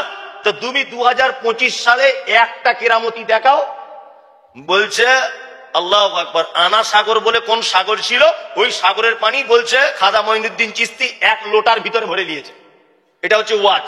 তা আমি বলছি সাগরের পানি 1 লোটায় ভরতে হবে না, তুমি তো পীর সাহেব, তুমি 1 পুকুর পানি বোতলে ভরো না, দেখি তোমার কত তোমার ক্ষমতা, দেখি 1 বালতি তুমি 1/2 লিটার বোতলে ভরো, তাহলে তো বলবো কেরামতি। সব চিটা, সব চিটা। খুব সাবধান। আল্লাহ সুবহানাহু ওয়া তাআলা বলছে আল্লাহ কানু উলি কুরবা, যারা মাধ্যম দিয়ে আল্লাহকে ডাকে, এরা যদি তোমার নিকট আত্মীয় পর্যন্ত হয়, এদের জন্য ক্ষমা প্রার্থনা করা যাবে না। ওই জন্য আমি একটা কথা বারবার বলে দিচ্ছি, আমি ফতোয়া দিচ্ছি না। ফতোয়া দেবার আল্লাহর কসম করে বলছি আমার যোগ্যতা নেই। আপনি আমাকে এখন 5 ঘন্টা বক্তব্য দিতে বলুন, আমাকে 1 মিনিটের জন্য ভাবতে হবে না, 5 ঘন্টা বক্তব্য দিয়ে দেবো, কোনো সমস্যা নেই ইনশাআল্লাহ, কোনো সমস্যা নেই। আপনি কালকে আবার এই স্টেজে আমাকে বক্তব্য দিতে বলুন, যে কালকে আবার দিতে হবে, আবার দিয়ে দেবো। যদি বলেন আবার তারপরের দিন দিতে হবে 5 ঘন্টা, তারপরের দিন আবার 5 ঘন্টা দিয়ে দেবো ইনশাআল্লাহ, কোনো সমস্যা নেই। কিন্তু আপনি যদি আমাকে বলেন যে বুখারীর একটা পৃষ্ঠা পড়াতে হবে, আমার চাকা যাও, আমার দ্বারা তো ওটা হবে না। তার মানে আল্লাহ আমাকে হয়তো বক্তা হিসাবে জবানের জোর দিয়েছে, ইলমিয়াত নেই আমার, ফতোয়া দেবার আমার যোগ্যতা নেই। তবে একটা কথা আপনাদেরকে বলে দিচ্ছি, আল্লাহ এখানে একটা শব্দ ব্যবহার করেছে, শব্দটা ভালো করে ভাবার অনুরোধ করছি। আল্লাহ বলছে আলাউ কানু উলি কুরবা, মুশরিক যদি তোমার নিকট আত্মীয় হয় তবুও তার জন্য ক্ষমা প্রার্থনা করা যাবে না। আপনার বেটিটা আলহামদুলিল্লাহ খুব সুন্দরী, মাশাআল্লাহ মাশাআল্লাহ মাশাআল্লাহ, খুব সুন্দরী আপনার বেটিটা। এই লোক বিভাগের একজন ঘটক ধরে নেন, তা আপনার বেটির জন্য একটা ছেলে ব্যাপারে কথা বলছে। তা আপনি জিজ্ঞাসা করছেন মাওলানা সাহেব ছেলেটা কি করে? তা বলছে ছেলেটা স্কুলের মাস্টার গো, সরকারি হাই স্কুলের, না প্রাইমারিতে, হাই স্কুলের। তখন মেয়ের বাপ বলছে ওরে বাবা রে, হাই স্কুলের? হ্যাঁ। ইনি তখন বলছে একটা জিনিস অসুবিধা আছে। বলছে কি? বলছে ওরা মাঝে সাঝে পাথর চাপ দিতে যায়, ওখানে মানত করে, মাজারে যায়, সেজদা টেজদা দেয়, গোলাপ ফুল টুল দেয়, অসুবিধা নাই তো? তখন এই বেটির বাপ তখন বলছে না, বেতন তো ভালো পায়, আলহামদুলিল্লাহ, সমস্যা নেই। আলহামদুলিল্লাহ কি সমস্যা নেই। নিয়ে ওই মাজার পূজারীর সঙ্গে আপনার বেটিটাকে দিয়ে দিলেন। কি বললাম বুঝলেন না? আল্লাহ আপনার বেটির ব্যাপারে বলছে আলাউ কানু উলি কুরবা। এই বেটিটা যেদিন থেকে ওই ছেলেটার হাতে দিলেন, আপনার বেটির কল্যাণের জন্য জীবনে কোনোদিন দোয়া পর্যন্ত আপনি করতে পারবেন না, কারণ কারণ ও মুশরিক। খুব সাবধানে থাকবেন। অন্তত পক্ষে মেয়ে বিয়ে দেন, তার আকীদা মানহাজ এগুলো যেন ঠিক থাকে। সে চাকরি করুক না করুক, আপনার মেয়ে একটু কম দামে চালের ভাত খাক, অসুবিধা নেই। আল্লাহর জান্নাত থেকে যেন বঞ্চিত না হয়ে যায়। বন্ধু কি বললাম বুঝতে পারছেন? আল্লাহর জান্নাত থেকে যেন বঞ্চিত না হয়ে যায়। তাহলে মুশরিক বলে দিলাম, অনেক কিছু বলে দিলাম, এইবারে বলে দিই কি? মোমেন। মোমেন, মোমেনটা বলি বলি মোমেন কারা? আল্লাহ তাআলা মোমেনদের ব্যাখ্যা দিতে গিয়ে পবিত্র আল কোরআনের ভিতরে বলছেন কি? ইন্নামাল মুমিনুনা আল্লাযীনা ইযা যুকিরাল্লাহু ওয়াজিলাত কুলুবুহুম ওয়া ইযা তুলিয়াত আলাইহিম আয়াতুহু যাদাতুহুম ঈমানা ওয়া আলা রাব্বিহিম ইয়াতাওয়াক্কালুন الذين يقيمون الصلاة ومما رزقناهم ينفقون أولئك المؤمنون حقا لهم درجات عند ربهم ومغفرة ورزق كريم। আল্লাহ মোমেনদের গুণ বললেন। মোমেনদের 1 নম্বরের গুণ কি? আল্লাহ তাআলা বলছেন মোমেন তো তারা অন্যায় করে, পাপ কাজ করে, ভুল ত্রুটি করে, তারপরে যখন আমার কথা স্মরণ হয়ে যায় সে তখন ভয়ে থর করে কাঁপে। কি বললাম বুঝলেন? অন্যায় করার পরে আল্লাহর কথা মনে পড়ে গেলে কি করে? ভয়ে থর করে কাঁপে। 2, আয়াতুহু যাদাতুহুম ঈমানা। আর পৃথিবীতে আমার নিদর্শনাবলী যখন তার চোখের সামনে ভেসে উঠবে, তার ঈমান তখন কি বেড়ে যাবে। সুবহানাল্লাহ। কত যে পৃথিবীতে নিদর্শনাবলী রয়েছে। এইরকম নিদর্শনাবলী যদি আপনি দেখেন, আপনি বিস্ময়ে অভিভূত হবেন। একটা দুটো নিদর্শনাবলী আমি আপনাদের সামনে পেশ করছি, একটি মাত্র। আচ্ছা, মাগরিবের আগে চাষি মানুষরা আপনারা মাঠে ঘাটে যান, মাঠে ফাঁকা আসমানের দিকে তাকিয়ে দেখবেন মাঝে মধ্যে কিছু পাখি, যাদেরকে বক পাখি বলে না কি পাখি বলে, এইরকম পাখিগুলি তারা ডানা ঝাপটাতে ঝাপটাতে সারিবদ্ধভাবে নিজের বাসার দিকে ফেরত আসে।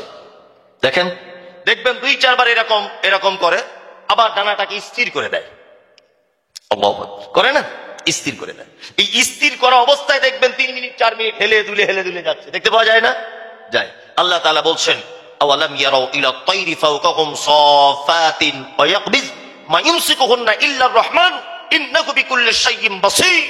সুবহানাল্লাহ। আল্লাহ বলছেন, মানুষ তোমরা কি একবার পক্ষী কুলের দিকে তাকিয়ে দেখো না, যখন তারা ডানা ঝাপটাতে ঝাপটাতে স্থির করে দেয় ডানাটি, এই মহাশূন্যতে ভাসমান অবস্থায় তাদেরকে আটকে রাখে কে? ইল্লা রহমান, শুধু আমি আল্লাহ, আমার পক্ষেই এটা সম্ভব। এটা একটি নিদর্শনাবলী। এটা কি নিদর্শনাবলী? আপনি দার্জিলিং বেড়াতে যান, কি লেক গার্ডেন না লক গার্ডেন বলে একটা জায়গা আছে দার্জিলিং, কেউ গেছেন এখানে বেড়াতে? দার্জিলিং জাননি? লক গার্ডেন আমি গত বছরে গিয়েছিলাম ওখানে। সুবহানাল্লাহ, সুবহানাল্লাহ। পাহাড়ের বুক চিড়ে ঝর্ণা নেমে আসছে, দেখলে আপনার চোখ শীতল হয়ে যাবে। আমি জিজ্ঞাসা করছি স্থানীয় মানুষদেরকে যে ঝর্ণাটা কতদিন যাবৎ ঝরছে। একটা লোক বলছে, আমার বয়স 70 বছর, আমি একজন দোকানদার, আমি মায়ের পেট থেকে দেখে আসছি, আমার দাদুও দেখে আসছে, তারও বাপ দেখে আসছে। আমি তাকে বললাম, পানিগুলি এত যায় কোথায়? বলছে, জানি না, ভগবান জানে। আল্লাহু আকবার। মানে 100টা মেশিনে পানি উঠলে যতটা পানি হয়, ওইভাবে পানি অটোমেটিক ঝরে যাচ্ছে। কোথা থেকে যে আসছে আর কোথায় যে চলে যাচ্ছে আল্লাহু আ'লাম, আল্লাহ ভালো জানে। আল্লাহ বলছে আয়াত, আয়াত বলতে পৃথিবীতে এই সমস্ত নিদর্শনাবলী যখন একজন মানুষ দেখবে, আল্লাহ বলছে যাদাতুহুম ঈমানা, তার ঈমান সাথে সাথেই বৃদ্ধি পাবে। আয়াত বলতে তাফসীর ইবনে কাসিরের ভিতরে আরো একটি কথা বলা হয়েছে যে পবিত্র আল কোরআনকেও বোঝানো হয়েছে। পবিত্র আল কোরআনকেও বোঝানো হয়েছে। আল্লাহু আকবার। কোরআন তেলাওয়াত করলে অন্তর গলে? গলে? গলে না। আল্লাহু আকবার, আল্লাহু আকবার। এখানে হাজী সাহেব কেউ আছেন? হাজী সাহেব, আমি 1 মিনিট একটা কথা বলবো। হাজী সাহেব কে? আপনি? আচ্ছা, উনি হাজী সাহেব। তাহলে তার আমি মোটামুটি আলহামদুলিল্লাহ সব সময়তেই যাই, আপনারা মোবাইলে দেখেছেন, মক্কা মদিনাতে। তা হাজী সাহেবকে জিজ্ঞাসা করুন, হাজী সাহেব কত বছর আগেকার হাজী? 2 বছর 1 বছর হবে নাকি? তাহলে উনি মনে হয় দেখতে পাবেন। কাবার যিনি ফার্স্ট ইমাম, ডক্টর আব্দুর রহমান আস-সুদাইস হাফিজাহুল্লাহ, উনি এশার আর মাগরিবের সালাতের ইমামতি করেন বেশিরভাগ টাইমে, এশার আর মাগরিবে। আর প্রত্যেক দিন জুম্মাতে তিনি খুতবা প্রদান করেন হারামে, খুতবা প্রদান করেন আব্দুর রহমান আস-সুদাইস হাফিজাহুল্লাহ তিনি। আর তিনি সালাতের ইমামতিও করেন, আমি নিজে দেখে এসেছি। আল্লাহু আকবার। কোরআন পড়লে যে, কোরআন শুনলে যে হৃদয় গলে যায়, এই দৃষ্টান্তটা পেতে গেলে আপনাকে একবার কষ্ট করে মক্কায় যেতে হবে। 5 লক্ষ টাকা খরচা করে যে আপনি হজে গেলেন, আমার মনে হয় আব্দুর রহমান সুদাইসের কোরআন তেলাওয়াত 2টি আয়াত শুনলে আপনার সব টাকা শোধ। সুবহানাল্লাহ, ঠিক বলছি হাজী সাহেব? আল্লাহু আকবার, আল্লাহু আকবার। এত সুন্দর তেলাওয়াত, এত সুন্দর কণ্ঠ, সুললিত কণ্ঠে তিনি যখন তেলাওয়াত করেন। আমি একটা মজার কথা মনে পড়ে গেল, উত্তর দিনাজপুরের কিছুদিন আগে একজন অশিক্ষিত লোক, নিরক্ষর লোক, লেখাপড়া জানেন না, চাষি মানুষ, তা উনি আমার সাথে ওমরায় গেছেন। তা আমি যখন কাবাটা তওয়াফ করছি, উনি বারবার আমার জামার কলার ধরে রাখছেন। আমি বললাম, চাচা আপনি একটু আমাকে ছাড়ুন। তা বলছে, না হুজুর, আমার 3 বিঘা জমি ধান লাগানো আছে, আমি হারিয়ে গেলে সর্বনাশ হয়ে যাবে। ও শুধু ধানেরই চিন্তা, আর কোনো চিন্তা না, শুধু ধানের চিন্তা। লোকটা নাম লিখতেও পারে না, নাম লিখতে জানে না, ও হারিয়ে যাবার ভয়ে আমাকে ধরে রাখছে। তওয়াফ করছি, তওয়াফ মক্কাতে, কাবার চতুর্দিকে চক্কর লাগাচ্ছি। আজান হয়ে গেল এশার, ঘুরতে ঘুরতেই কাতারে দাঁড়িয়ে গেলাম। চাচা আমার ডান দিকে দাঁড়িয়ে গেল। আব্দুর রহমান আস-সুদাইস তেলাওয়াত করছেন কি? জাহান্নামের একটি আয়াত। জাহান্নামের আয়াত যখনই চলে আসেন, তিনি তখন 20-30 সেকেন্ড পর্যন্ত বাচ্চা ছেলের মতো হাউ হাউ করে কাঁদেন। সুবহানাল্লাহ, হাউ হাউ করে কাঁদেন বাচ্চা ছেলের মতো। দাঁড়িয়ে আছে আমার ডান দিকে ওই মূর্খ অশিক্ষিত নিরক্ষর চাচাটা দাঁড়িয়ে আছে আমার ডান দিকে। আব্দুর রহমান আস-সুদাইস যখন তেলাওয়াত করছেন, বন্ধুরা আমার, Ethiopia, Tanzania, German, Japan, France, Kuwait, Bahrain, Dubai, সারা পৃথিবীর থেকে মানুষ যারা যারা এসেছে সবাই যেন হাওয়া হাওয়া করে কাঁদছে। আমি মুমতাজুল গুনাহগার, আরবি ভালো বুঝি না, তারপরে বুঝতে পারছি আল্লাহ জাহান্নামের কথা বর্ণনা করছেন। বন্ধুরা আমার চোখ দিয়ে পানি চলে এলো, আমার চোখের পানিগুলো পড়ে যেন সামনের দিকে ভিজে যাচ্ছে। আর আমার ডান দিকের পাশের চাচাটা যেন আমার থেকেও জোরে জোরে জোরে জোরে হাওয়া হাওয়া করে কাঁদছে।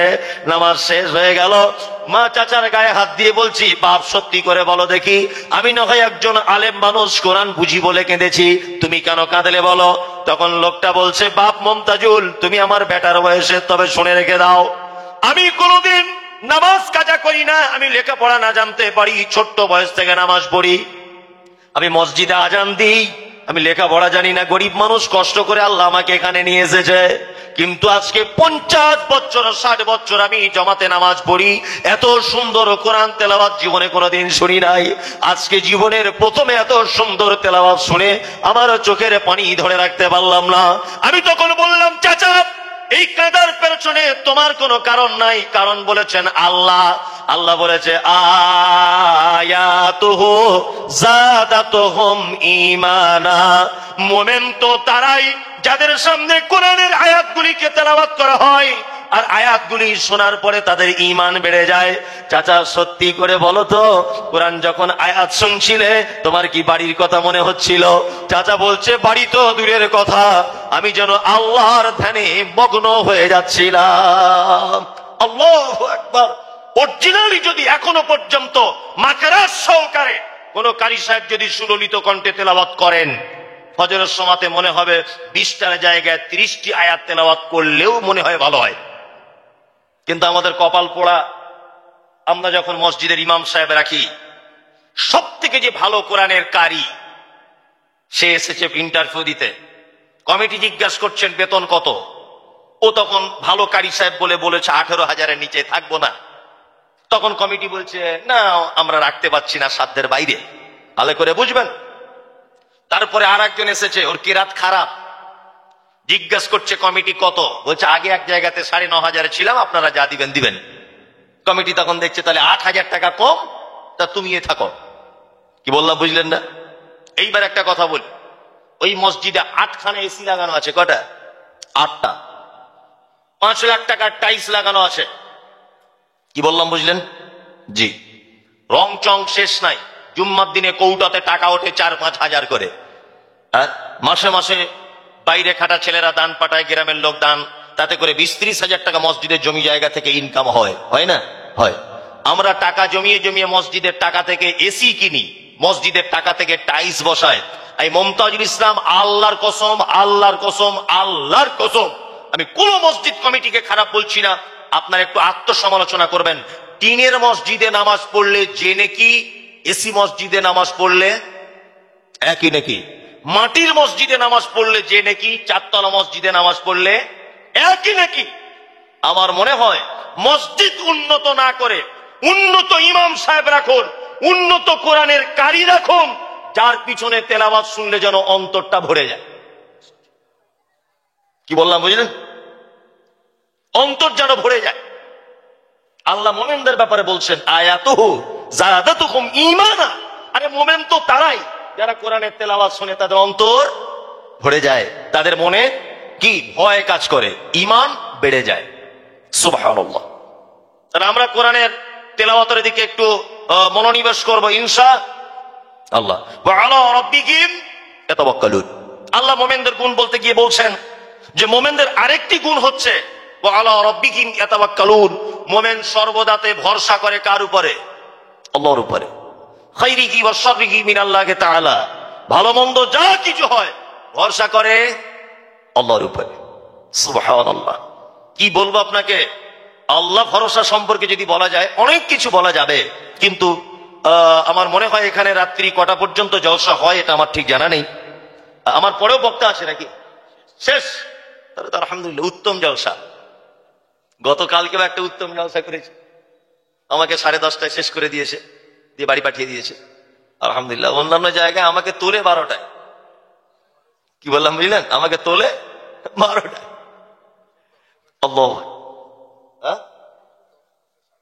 না 11:30 12টা পর্যন্ত বলবো। আমি তো মানুষ রে বাবা, অন্য কিছু না। যাই হোক যাই হোক যাই হোক, আচ্ছা থামুন, আমি ঠিক আস্তে আস্তে আস্তে আস্তে ঠিক জায়গায় চলে আসবো, ওটা আমায় বলা লাগবে না। যে কথা বলছিলাম, তাহলে মোমেনদের আরেকটি গুণ হচ্ছে ইয়াতাওয়াক্কালুন, মোমেন সর্বক্ষণে ভরসা করবে কার উপর? আল্লাহর উপর।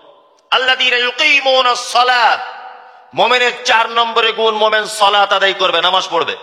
এই 5 ওয়াক্ত নামাজ পড়েন তো? কারা কারা পড়েন 5 ওয়াক্ত? হাত তুলুন দেখি, তাহলে চোর ধরা পড়বে। তুলুন 5 ওয়াক্ত, সবাই তুলুন, চোরগুলো সব ধরা পড়ুক।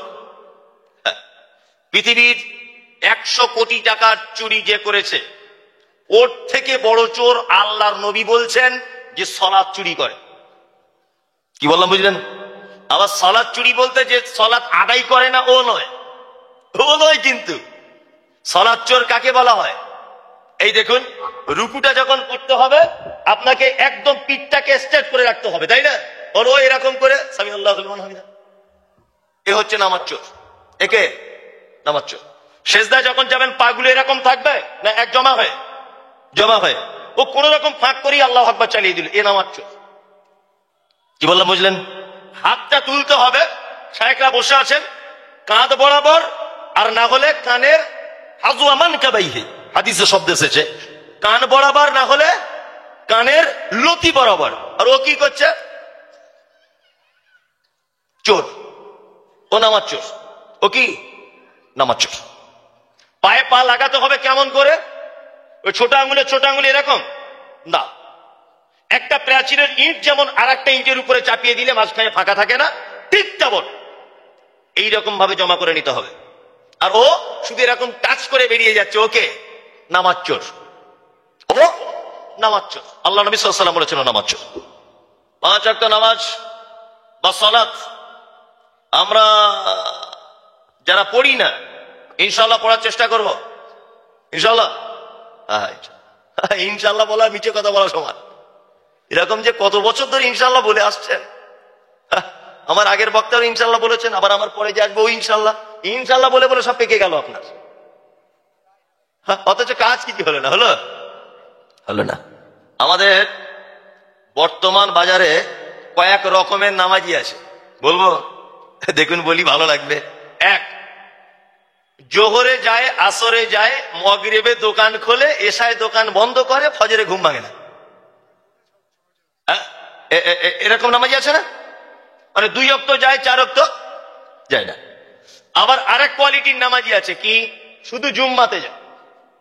আবার শুধু জুম্মাতে যায় না, এমন পাঞ্জাবি পরে যাবে মনে হচ্ছে আব্দুল কাদের জিলানী ঢুকছে মসজিদে, তাই না?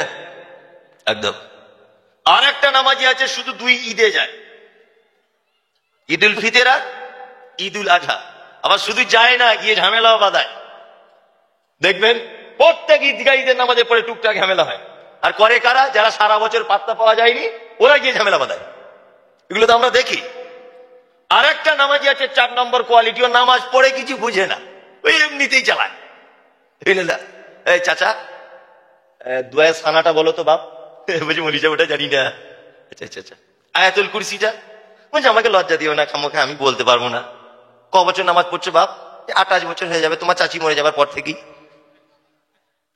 ভালো করে বুঝুন, তোমার চাচি মরে যাবার পর থেকেই ধরেছি বাপ, আর ছাড়িনি। আচ্ছা আচ্ছা আচ্ছা আচ্ছা আচ্ছা, একবার সেজদা দিয়ে উঠে আর একবার যে সেজদা দেয়, এর মাঝখানে দোয়াটা কি? তো জিভ ঘোরে না, কি দোয়া বলবো? জিভটাই ঘুরছে না। কি বললাম বুঝলেন না? কিছু হয়েছে বলুন, আমাকে বলুন। প্রজেক্টর চলছে না, মহিলাদের দিকে প্রজেক্টর চলছে না। প্রজেক্টরের দায়িত্বে যিনি আছেন, আপনি তাড়াতাড়ি করে সমস্যার সমাধান করার চেষ্টা করুন। এদিকে ফিরে নেবারে চাচা, ফাতিহাটা বলো। তখন চাচা রাগ করে বলছে, ওই জন্য তো মসজিদে আসতে চাই না। কিছু লোক আছে দেখবেন তাদের ভোল্টেজ আবার খুব বেশি, নামাজে পাগুলো পিছনে এইভাবে দিতে হয়, আমার দিকে ফিরুন একটু, এইভাবে। আর ও চাচা এইভাবে দেয় বারবার, তা আমি গিয়ে বলছি বাপ পাগুলো জমা করে দেন। বলছে তোমার কবরে তুমি যাবে, আমার কবরে আমি যাবো, বেশি ধাত ধাত করে বকো না তো, তোমাদের কারণে তো আসি না। কি বলছি বুঝতে পারছেন? তাহলে এইদিকে আর একবার ফিরুন, একটা হাসির কথা বলি, জ্ঞানও আছে। ও বলছে দুয়ায় মাসুরা জানি না, আত্তাহিয়াতো জানি না, আল্লাহুম্মা বাঈদ বাইনি জানি না, দুই সেজদার মাঝখানে দোয়া জানি না, সেজদার দোয়া জানি না, তাশাহুদের দোয়া জানি না, কোনো দোয়া জানি না। ও তো স্বীকার করলো না? ও যখন দেখবেন হাতটা বাঁধলো, আল্লাহু আকবার, রুকুতে গিয়ে, সেজদায় গিয়ে, চাচা তুমি যে বললে দোয়া জানি না, তা কি বলো, তুমি ঠোঁট লাড়াচ্ছ কেন? তার মানে বুঝতে পারলাম এতদিন 2 নম্বরই করে মানুষের সাথে হলো না, এখন আল্লাহর সাথে 2 নম্বরই করছে মসজিদে।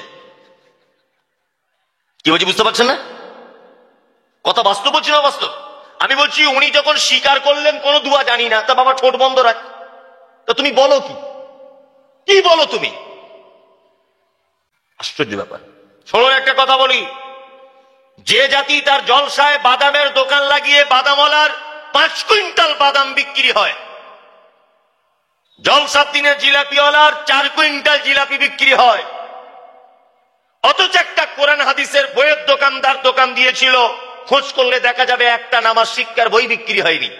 আফসোস, জিলাপি তোমার জীবনে কোনোদিন খাওনি, বাদাম চোখে দেখোনি জীবনে, 4 কেজি বাদাম কিনে বসে আছো, কেন তোমার স্ত্রীর জন্য একটা 15 টাকা দিয়ে নামাজ শিক্ষার বই কিনে গেল না? হ্যাঁ, আমি আশ্চর্য হয়ে যাই। জলসায় বক্তব্য দিতে আসলে শুধু লোক প্রশ্ন করে, হুজুর এটা কি হবে, হুজুর ওটা কি হবে। ওই নদিয়া সেদিন গেলাম, একটা লোক প্রশ্ন করছে, হুজুর একটা কথা বলবো। কি বলো? যে আপনারা বলেন যে ফেরেশতা থাকে কাঁধে 2জন, সবকিছু লিখে রাখে, আমার জানতে ইচ্ছা করছে তাদের খাতাগুলো কোথায় থাকে হুজুর? তোর বাপের মাথায়। আরে এটা জেনে তোর লাভ কি রে? প্রশ্ন আর খুঁজে পাও না, বদমাইশ কোথাকারে। বলছে আপনারা তো বলেন ফেরেশতা 2টো কাঁধে থাকে, তো হুজুর আমার জানতে ইচ্ছা করছে তো খাতাগুলো কোথায় থাকে। আচ্ছা বলুন তো এটা জেনে ওর বাপের লাভ কি? শয়তানি বুদ্ধি না? শয়তানি বুদ্ধি। আচ্ছা এখন নুর আলম সাহেব মগরেব থেকে এখানে বসে আছেন, একজন শাইখুল হাদিস।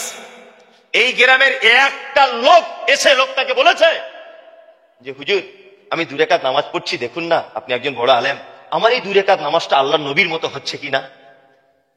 হুজুর আমি খুব কষ্ট করে আত্তাহিয়াতটা মুখস্থ করেছি, আমি একবার বলছি মমতাজুল সাহেব আমার একবার হচ্ছে কিনা দেখুন না। আমি আল্লাহুম্মা বাঈদ বাইনিটা একবার বলছি, মমতাজুল ভাই একবার দেখুন না আমার এটা সঠিক হচ্ছে কিনা। নিজেরটা সংশোধন করবে না, ও হুজুরের প্রশ্ন করতে আসছে খাতা কোথায় থাকে। ওই জন্য আমি ভেবেছি এবার থেকে কুঞ্চি নিয়ে স্টেজে উঠতে হবে। কি বলছি বুঝতে পারছেন না? কুঞ্চি নিয়ে উঠতে হবে স্টেজে। নিজেরটাকে পরিবর্তন করো, নিজেরটাকে ঠিক করো। তুমি নিজে একজন ইমাম সাহেবকে ডেকে দেখাও যে আমার 2 রাকাত নামাজটা আল্লাহর নবী নামাজের মতো হচ্ছে কিনা। নিজের ভুল সংশোধন করবে না, ও হুজুরের প্রশ্ন করতে আসছে। আশ্চর্য ব্যাপার। একটু দুয়া দরুদের বই পড়ে চেষ্টা করুন। এই যুবক ছেলে যারা আছেন, তুমি মোবাইলে সব বার করতে পারো গোপন খবর, আমি বুঝি না। কোন ওয়েবসাইটে কি পাওয়া যায় তুমি সব জানো, কোন মেয়ের কোন জায়গায় ফোন নাম্বার, হোয়াটসঅ্যাপে প্রোফাইলে কোথায় কি বলে সব তুমি বোঝো, কার সঙ্গে কেমন করে ঠিক তাকে বশ করতে হয় সব জ্ঞান তোমার আছে। তুমি দোয়া জানো না, শুধু গুগলে সার্চ করে বলো এতটুকুই রুকুর পরের দোয়া কি, সঙ্গে সঙ্গে চলে আসবে। তেলেগু ভাষায় দরকার, মারাঠিতে দরকার, গুজরাটিতে দরকার, ইংলিশে দরকার, আরবিতে দরকার, কোন ভাষাতে দরকার আপনার চলে আসবে। শুধু বলুন, শুধু একবার বলুন মোবাইলে যে দুয়ায়ের সানাটা চাই, সঙ্গে সঙ্গে চলে আসবে। আসবে কি আসবে না? তুমি সবকিছু বার করতে পারো খুঁজে, আর দুয়া খুঁজে পাও না, কানা কোথাকারে। তুমি অন্তত পক্ষে নামাজে সব দোয়াগুলো মুখস্থ করার ব্যবস্থা করো। যুবক তোমাকে বলছি, ইনশাল্লাহ ইনশাল্লাহ ইনশাল্লাহ। এবার একটা কথা বলি, আমাদের বাজারে কিছু লোক আছে, তারা বলছে মৌলী সাহেব নামাই না পড়তে পারি, আমাদের ইমান কিন্তু সাংঘাতিক। বলছে না, বলছে নামাই না পড়লে হবে, ইমান আমার দুর্বল, জীবনে গাছের পাতা কেটে খাই না। ও বড় বড় লেকচার, 3টে ব্যাটার বিয়ে দিয়েছে, 1 টাকাও লিইনি। দেখবেন বলবে নামাজিদের জমির আলগুলো দেখুন আর আমার আলগুলো দেখুন, আমার আল জীবনে কাটি না, আর নামাজি আল কেটে কেটে একেবারে শুরু করে দিয়েছে। ও শুধু তুলনা এইসব। কি বলে বুঝলেন না? ও তো নামাজ পড়ে, ওর বউ পর্দা করে না। আমি নামাই না পড়তে পারি, আমার বউ খুব হেফাজতে রাখি। কি বলছি বুঝতে পারছেন? মানে ওর অবস্থা কেমন জানেন? আচ্ছা মাথায় পাগড়ি পরা কি? সুন্নত, সুন্নত নয় তবুও ধরে নেন সুন্নত, তাই তো? আর হাঁটুর নিচে থেকে কোমর পর্যন্ত ঢাকা কি ফরজ, তাই না? তো একটা লোক যদি পাছার দিকটা আগলা করে মাথায় 22 হাত পাগড়ি বাঁধে, এর অবস্থা কেমন? যে নবী সুন্নত পালন করছে, এদিকে পাছার দিকে সব উদম, চলবে? মানে ফরজ বাদ দিয়ে সুন্নত আদায় করছে 22 হাত পাগড়ি দিয়ে। ও ফরজ নামাজ পড়ে না, আবার বড় বড় বড় বড় কথাও আছে না নেই? আছে। এর অবস্থা কেমন জানেন? এর অবস্থা একটা ছোট্ট কথা বলি। আমার ছেলে একদিন আমাকে বলছে, আব্বা আমি মিলিটারি চাকরি করব। বোঝানোর জন্য উদাহরণ, আমার ছেলে অত বড় হয়নি, বোঝানোর জন্য বলছি। তাই বললাম ঠিক আছে মিলিটারি চাকরি করবি, তা কি কি প্রসেস আছে কর। তো দৌড়িয়েছে, মাঠে ফার্স্ট হয়েছে, লং জাম্প হাই জাম্প সব ফার্স্ট, লিখিত পরীক্ষায় ফার্স্ট, মৌখিক পরীক্ষায় ফার্স্ট। কি বললাম বুঝলেন? শেষে আমার ছেলে একদিন আমাকে আদর করে বলছে, আব্বা একটা কথা বলবো। কি বলো বাপ? বলছে আজকে আমার ফাইনাল পরীক্ষা একদম শেষ, এইটাতে আমার চাকরি বাঁধা হয়ে যাবে, একটু দোয়া করবেন, আপনিও করবেন, মাও যেন করে। না আমার স্ত্রী খুব দোয়া করছে, তো ছেলে ভক্ত, খুব দোয়া করছে, আল্লাহ আমার বেটাকে মিলিটারিতে জয়েন করিয়ে দাও। আর আমি তো বক্তা লোক, রাতে জেগে থাকি, দোয়া করার টাইম পাচ্ছি না খুব একটা, তবুও গাড়ির ভিতরে বলছি যে আল্লাহ ছেলেটার একটু ব্যবস্থা করে দিও, যেমন হোক করে দিও। দুজনা দোয়া করেই যাচ্ছি, দোয়া করেই যাচ্ছি। পরীক্ষাটা কি না, সাইজটা মাপা হবে কতটা হাইট। দেখা যাচ্ছে আমার ছেলে 3.5 ফুটের একটু বেশি। আচ্ছা বলুন তো, কিয়ামত পর্যন্ত আমি আর আমার বউ দোয়া করে ওকে মিলিটারি চাকরিতে জয়েন করাতে পারবো? হ্যাঁ পারবো? 3.5 ফুটের লোক চলে মিলিটারিতে? চলে? তাহলে এই চাকরিটার মূল শর্তই হচ্ছে ডিফেন্সের হাইট ভালো হতে হবে। কি বললাম বুঝলেন না? হুজুর আমি দান করি, জমির আল কাটি না, বইয়ের কথা শুনে চলি, তাকে হেফাজতে রাখি, বেটার বিয়েতে পড়লেই নি, ব্যাংকের সুদ খাই না, ইমাম সাহেবের বেতন দিতে বাকি রাখি না, পালা দিই, যেদিন ইমাম সাহেবের ভাত খাবার টাইম বড় বড় মাছের মাথা দিই, শুধু ভালো কাজ একটাই, নামাজ পড়ি না, তাই না? শুধু ভালো কাজ একটাই, নামাজ পড়ি না। আল্লাহ তাআলা বলছেন, মা সালাকাকুম ফি সাকার ক্বালু লাম নাকু মিনাল মুসাল্লিন। একজন সাকার নামক জাহান্নামীকে জিজ্ঞাসা করা হবে, তুমি কেন জাহান্নামে এসেছো বলো। ও তখন বলবে, ক্বালু লাম নাকু মিনাল মুসাল্লিন, পৃথিবীতে সব ঠিক ছিল, শুধুমাত্র মুসল্লি ছিলাম না, নামাজি ছিলাম না, এই জন্য থাকার জায়গা আজকে আমার এই সাকার নামক জাহান্নাম। তার মানে বোঝা যায় একটা মানুষের ডিফেন্সের চাকরি, মিলিটারির চাকরি, বিএসএফ এর চাকরিতে শর্ত যেমন হাইট ভালো হতে হবে, জান্নাতে যাওয়ার শর্তটাই হচ্ছে সালাত থাকতে হবে। সালাত ছাড়া, নামাজ ছাড়া জান্নাত যাবে না, অসম্ভব ব্যাপার। এইবার একটা কথা আপনাদেরকে আরো মজা করে বলে দিই, যাতে আপনার বুঝতে একটু সুবিধা হয়, তাই না? আমাদের গ্রামের কিছু লোক মারা যায় না? মারা যায়, সবাই সব গ্রামেই মারা যায়। মারা যাবার পর ইমাম সাহেবরা কি করে, একদম মাইয়েতকে পিছক দিকে রেখে মুসল্লিদের দিকে মুখ করে বলে, আসসালামু আলাইকুম, কুল্লু নাফসিন যায়িকাতুল মাউত। কাঁদো কাঁদো কণ্ঠে বলে, প্রত্যেক প্রাণীকে মৃত্যুর স্বাদ গ্রহণ করতে হবে ভাই। আজকে আব্দুল গাফফার চলে গেছেন, এই পথের পথিক আমরাও, আল্লাহর ডাকলে চলে যাব। এই ঋণগ্রস্ত হলে তার ছেলেদের বলবেন পরিশোধ করে দিবে, আপনারা চাইলে আল্লাহর রাস্তায় ক্ষমা করে দিবেন। বহিরাগত যারা মেহমান এসেছেন, ডালাডুর ব্যবস্থা আছে, খাওয়া দাওয়া করে যাবেন। আর ও তো ওইটাই শুনতে চাইছিল, যারা কখন বলবে। হ্যাঁ যাই হোক, জানাজা এবার শেষ, জানাজা শেষ। ইমাম সাহেবের কাছে দুই বেটা গিয়ে হাত ধরে কাঞ্চার বলছে, হুজুর বাপ চলে গেল অল্প বয়সে, একটু দোয়া করবে জান্নাত চলে যায়। আর ইমাম সাহেব দোয়া করছে, রব্বানা আতিনা, আল্লাহ এমন করে জান্নাত দিয়ে দাও। ওর বাপকে একদম প্রথমে রেখে দাও তুমি। ইমাম সাহেব নিজের বাপ মরে গেলে কাঁদে না, অন্যজনের বাপের এমন করে দোয়া করছে, কারণ ও ধনী লোক, মালের ব্যাপার আছে, টাকা পাবে, যত দোয়া বেশি হবে তত টাকা বেশি। খুব কেঁদে, একেবারে মুসল্লিদের কেঁদে রোদ্দুরে ঝাঁঝা করছে, কেঁদে বাড়ি চলে এসেছে। ওর দুটো বেটা তারপরের দিন মাদ্রাসায় জলসা এসেছে, এইখানে এসে দুই ভাই 50,000 করে বান্ডিল বার করে বলছে, কালকে বাপ মরে গেল, সবই তো বুঝতে পারছেন হুজুর, একটু ভালো করে দোয়া করে দেবেন। আমাদের বক্তাদের দোয়া করার ক্যাপাসিটি তো সাংঘাতিক। আর 10 টাকা দিচ্ছে, প্যান্ডেলের ভিতরে পার করছে না, 1000 দিচ্ছে, উপরে মাঝখানে ছেড়ে দিয়ে আসছে। আর যে 5000 দিয়ে দিচ্ছে, একেবারে জান্নাতে ফেরদাউস টপকে দিয়ে আসছে। মনে হচ্ছে জায়গা নেই, ওটা ঢোকাতেই হবে যেমন হোক করে, এমন দোয়া দিয়ে দিচ্ছে, বুঝলেন? হ্যাঁ 50,000 করে 1 লাখ টাকা দিয়ে দিল। আবার বলছে মাদ্রাসার ছেলেগুলোকে একদিন বিরিয়ানি করে খাওয়াবো, সেটাও করে দিল। 20টা কোরআন কিনে দিবে, সেটাও দিয়ে দিল, সব কিছু দিয়ে দিল। কিন্তু মূল বিষয় হচ্ছে ওর বাপ নামাজি ছিল না। ওর বাপ কি নামাজে ছিল না। এবার বলুন, 50,000 টাকা দান, 20টা কোরআন মাজিদ দেওয়া, তারপরে ওর বেটাদের কান্নার কাটি দোয়া করা, এইসব করে ওর বাপকে কোন রকম আর জান্নাতে পৌঁছানো যাবে? যাবে? গোলাম হোসেন, কোনো উপায় নাই, কোনো উপায় নাই, কোনো উপায় নাই। আল্লাহু আকবার। আল্লাহ তুমি আমাদের সকলকে সালাত আদায় করা তৌফিক দান করো, আমিন আমিন আমিন আমিন। আজকে বড় আফসোস লাগে, আমাদের প্রতিটা গ্রামের মসজিদ কিন্তু চরম পর্যায়ে উন্নত হচ্ছে, হচ্ছে না? হচ্ছে। কিন্তু আপনি যদি সমীক্ষা করে দেখেন, আগের থেকে আপনার গ্রামের মুসল্লি কমেছে, বেড়েছে? বেড়েছে না।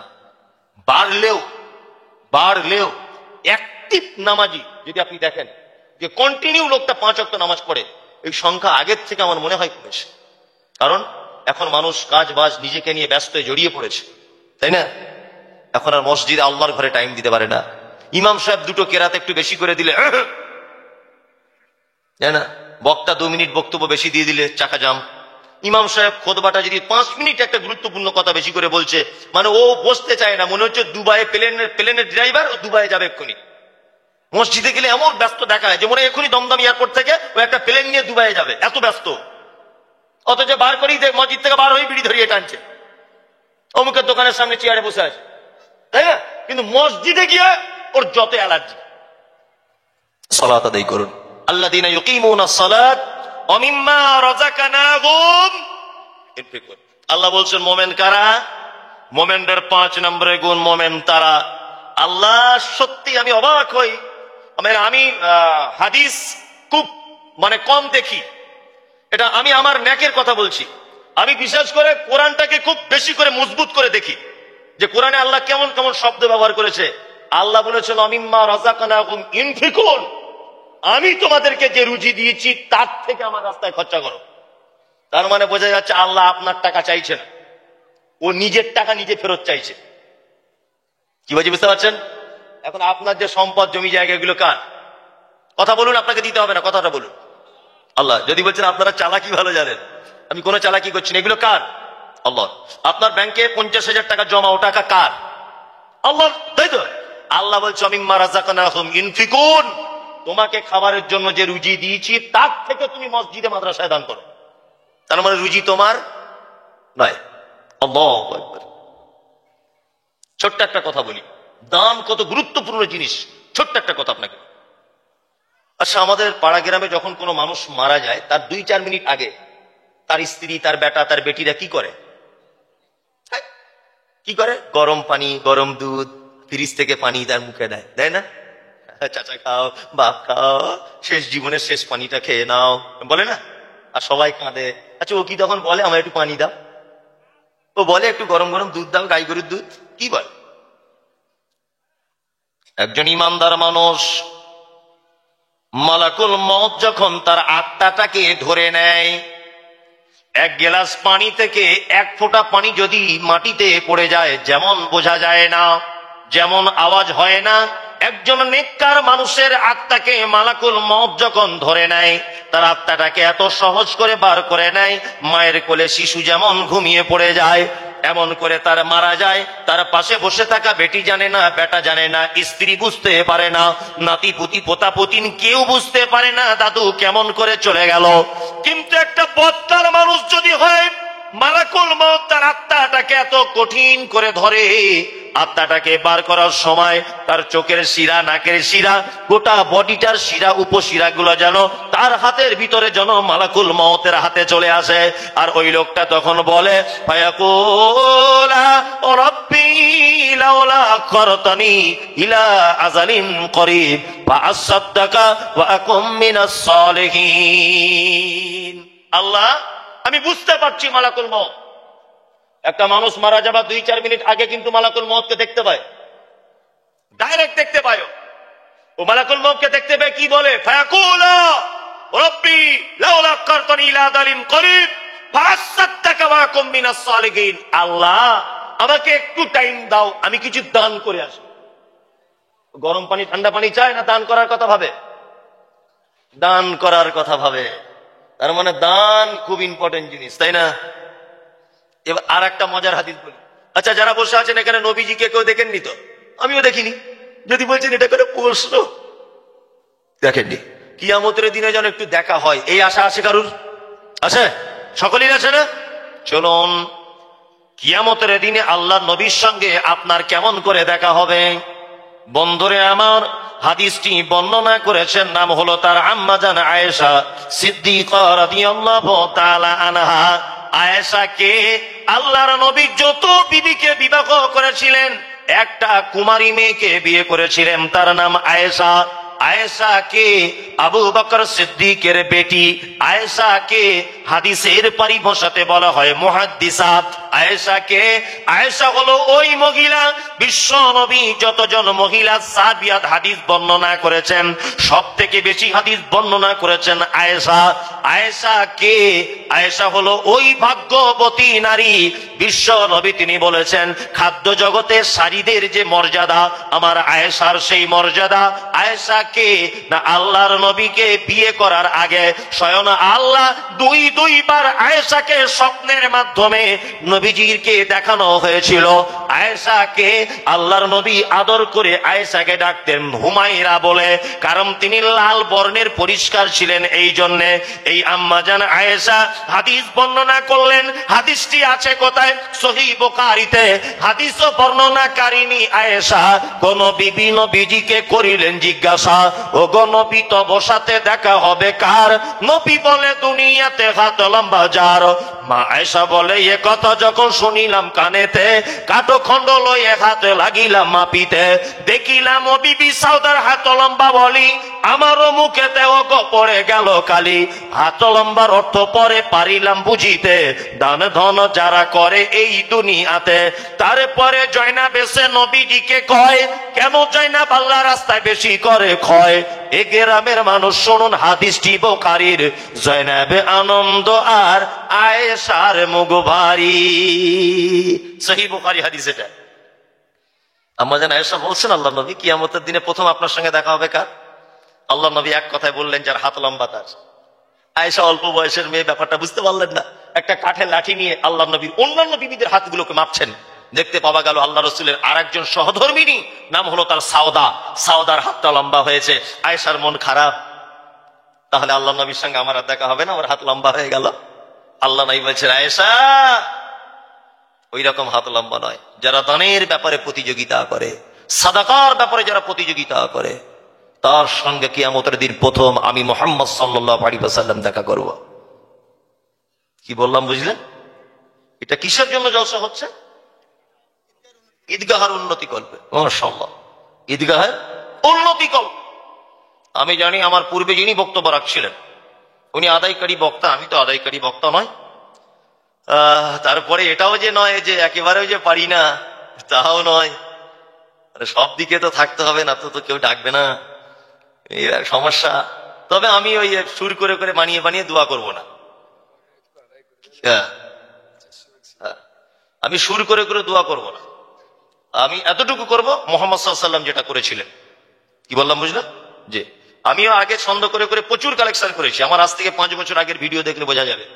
আর করি না। যেদিন থেকে বুঝতে পেরে গেছি যেটা হাদিসের খেলাফ, সেদিন থেকে আমার মনে যেন একটা কেমন কিন্তু কিন্তু ভাব লাগে, ওই জন্য বলতে চাই না। যাই হোক, আমি সব মাসালের ব্যাপারে যাচ্ছি না। 400 বস্তা সিমেন্ট লাগবে ঈদগাহে। কত? 400 বস্তা। যদি একজনাই দিয়ে দেন আমি আসসালামু আলাইকুম দিয়ে চলে যাব। দুজনা যদি দিয়ে দেন 400 বস্তা, আসসালামু আলাইকুম বলে চলে যাব। আর যদি মনে করেন আমরা সবাই মিলে দেবো 400 বস্তা, একজন মানুষ আপনারা উঠবেন না। কিন্তু আপনি ওঠা মানে আমি ভাববো যে আপনি ঈদগাহের একটা ইট ছাড়িয়ে দিয়ে চলে গেলেন। কারণ হচ্ছে এই, আপনাকে দেখে আর একজন পালাবে। দিতে না পারলেও আপনি 10 মিনিট বসুন। 11টা বাজতে 15 মিনিট বাকি, আমি 11টা 1 মিনিট আগে ছাড়বো না, 1 মিনিট পরেও যাবো না। এই 15 মিনিটে যা হবে। আপনারা যারা বসে আছেন একজন প্রথমে বলুন যে আমার পক্ষ থেকে আমি নবীর সাথে দেখা করতে চাই, আমার পক্ষ থেকে আমি 20 বস্তা দেবো ইনশাল্লাহ। তো আছেন এখানে যে আমি 10 বস্তা আমার পক্ষ থেকে দিব? একটা লোক বলুন তো। আমি জানি যে একই পুকুরে বারবার জাল টানলে মাছ থাকে না, তারপরেও আবার কারোর জাল ছেঁড়াও হতে পারে। তো আজিজুলের জাল ছেঁড়া থাকতে পারে, সেখান দিয়ে মাল বার হয়ে গেছে, ওটা আমি ধরবো, এরকম ভেবেছি। হ্যাঁ, মাশাআল্লাহ, ওনার স্ত্রী 50 ব্যাগ দিবেন, তাহলে 350।